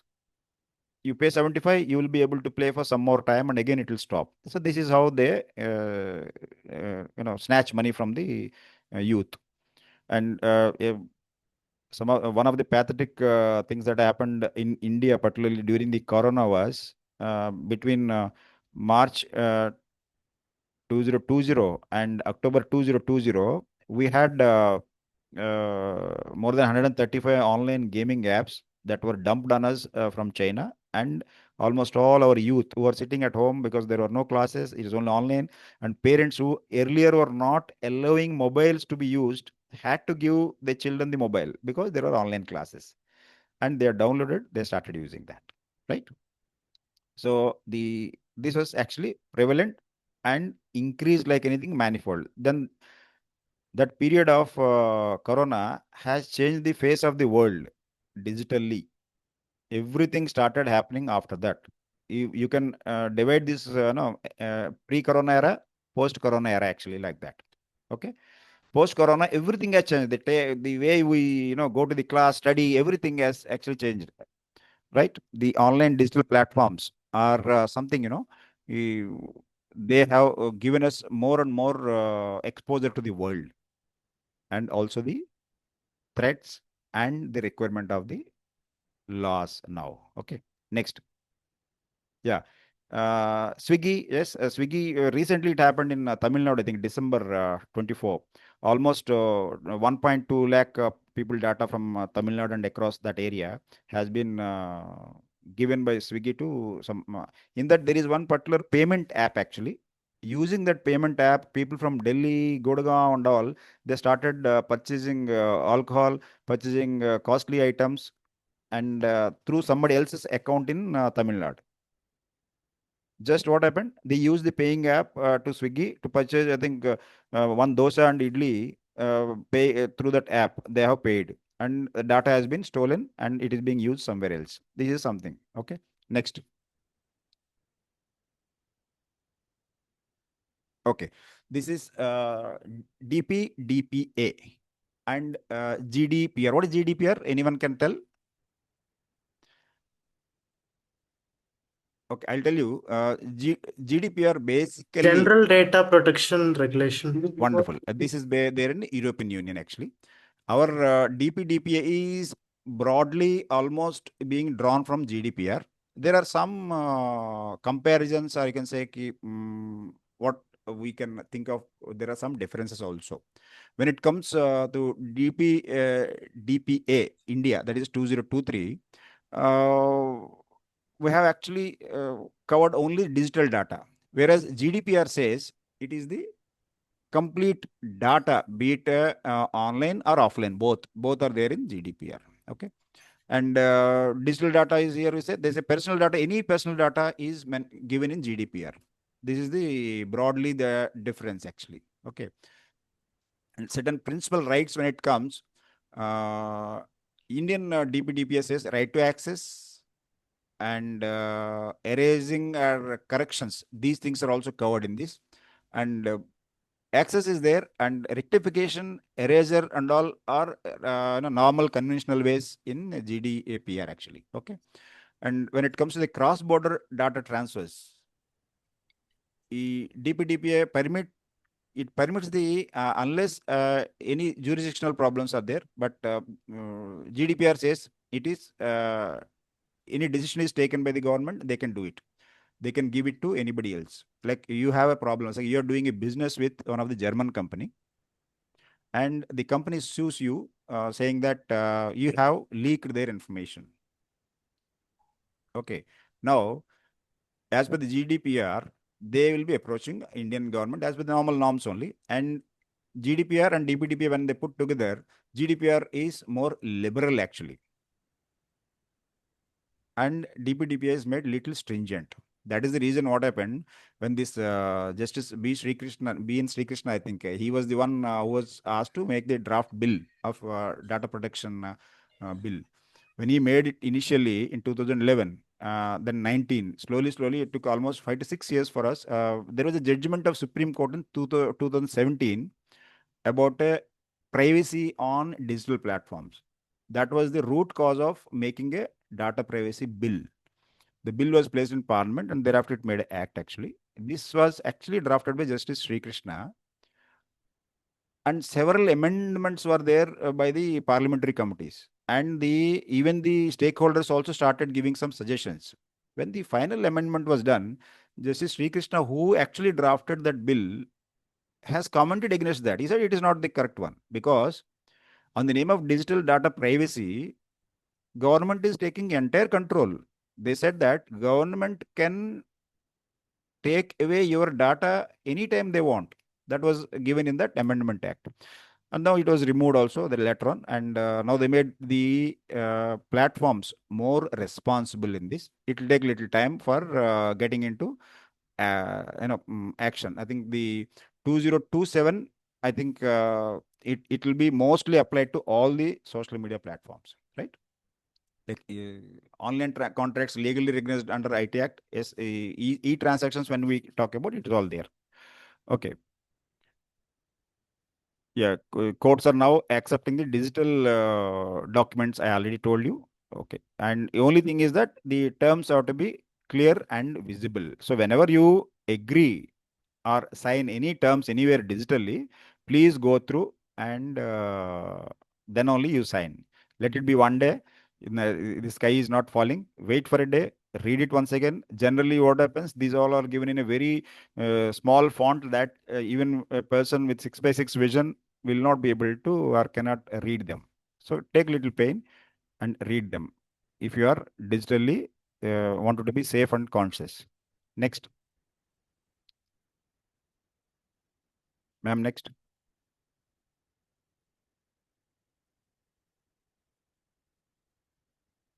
Okay, what is set in?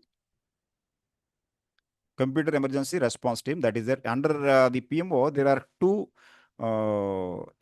organizations. One is set in, another is NCIIPC. Okay. One is about the critical infrastructure. NCIIPC talks about protection of the critical infrastructures. Can anyone just type in your chat box that what is critical infrastructure? Can anyone know? Yeah, please. What do you term as a critical infrastructure? Any infrastructure of a country which is critical. Which one you say?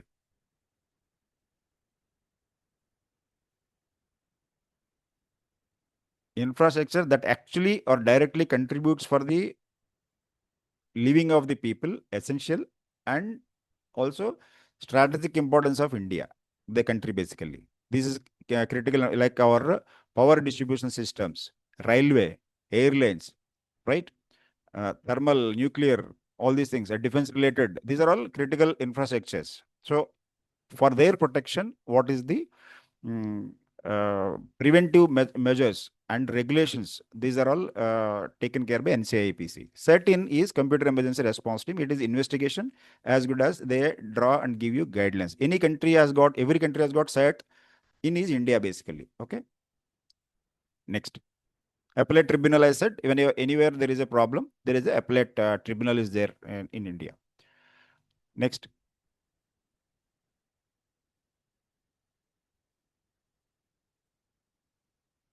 Okay, as I mentioned earlier, anywhere there is a cyber attack or any cyber threat is already identified, it's very important that digital forensics comes into play. This is a wonderful domain now.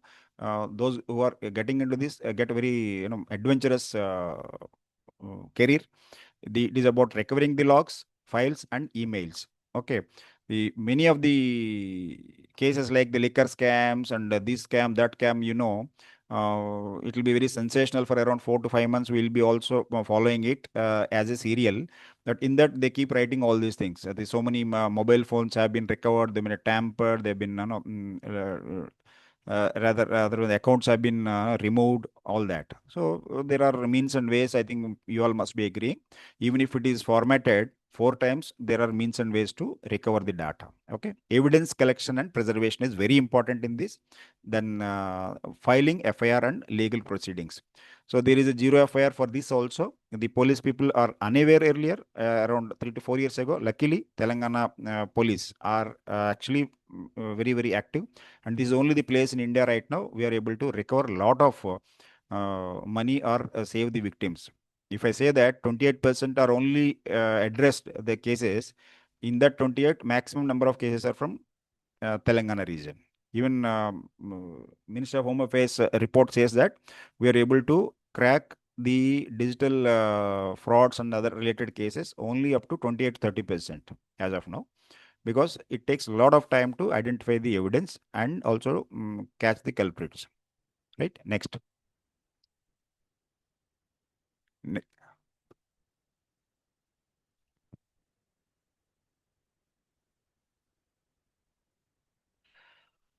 Ransomware attack, the AIMS attack, I already explained you. It is they get into your system, they will encrypt whole of your system, like it happened in the educational institutes also. In 2022, two major education institutes in AP and Telangana had this problem. The data has been stolen, and also they had a ransomware attack. Both the things happened.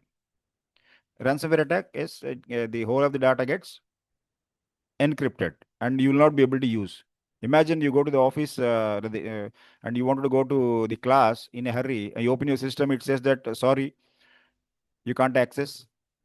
It's very embarrassing actually. Okay.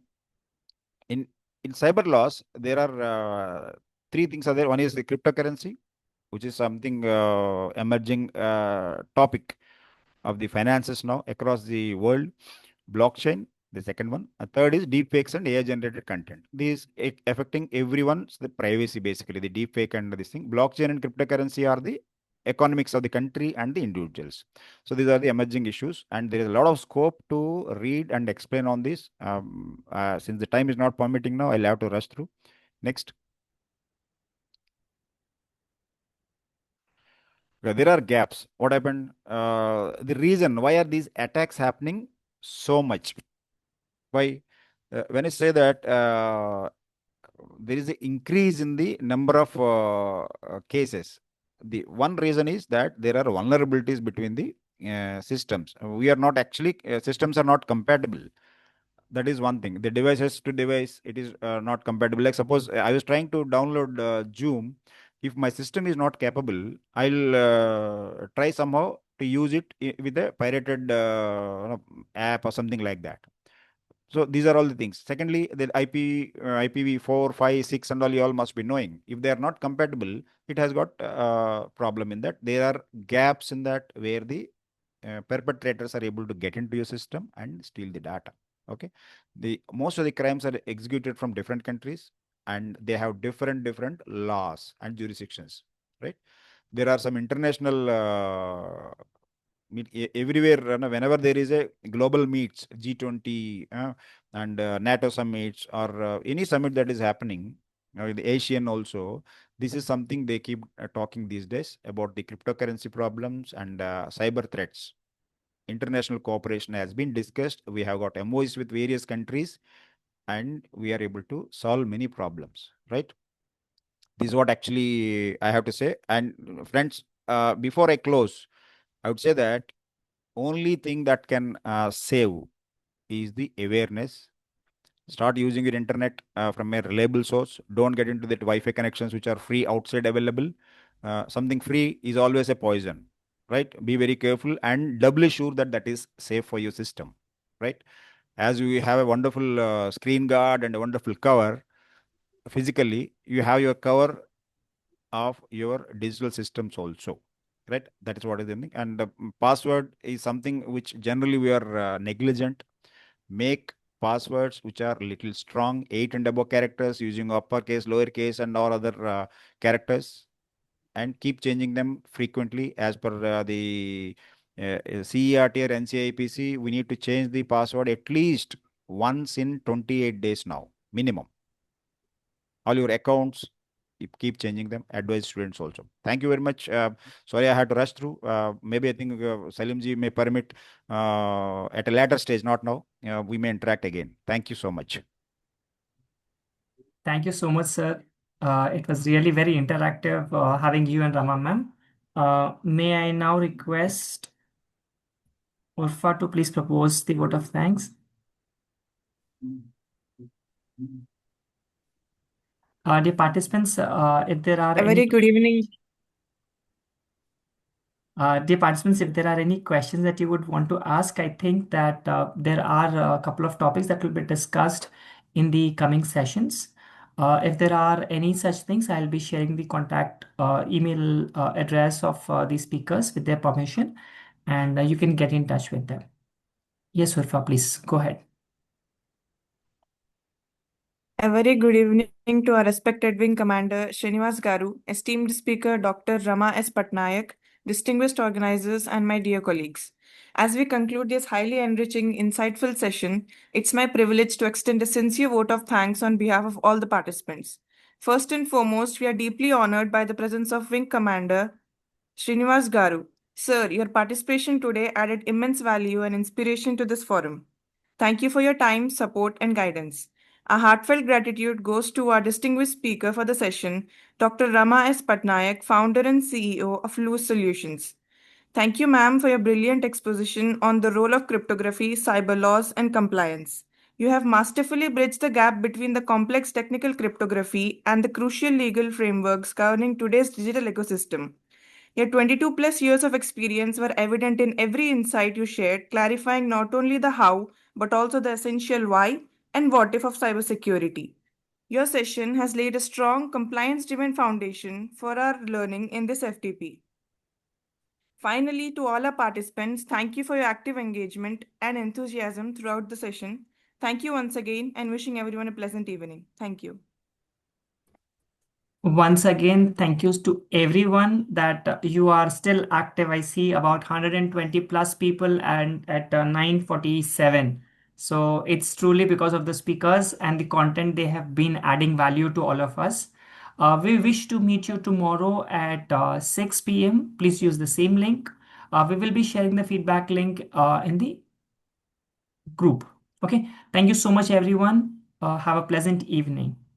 Thank you so much, Rama ma'am and Srinivas sir once again. Thank you, Salim, for the opportunity. And I have seen a couple of questions. Hopefully, in the coming sessions or technical sessions, that would be clarified. If not, you can reach out to me. We can have a session, right? Sure, ma'am. Quick session or something else, right? We can plan for that, right? Yes, ma'am. Thank you so much for volunteering for that, ma'am. Thank you. Thank you.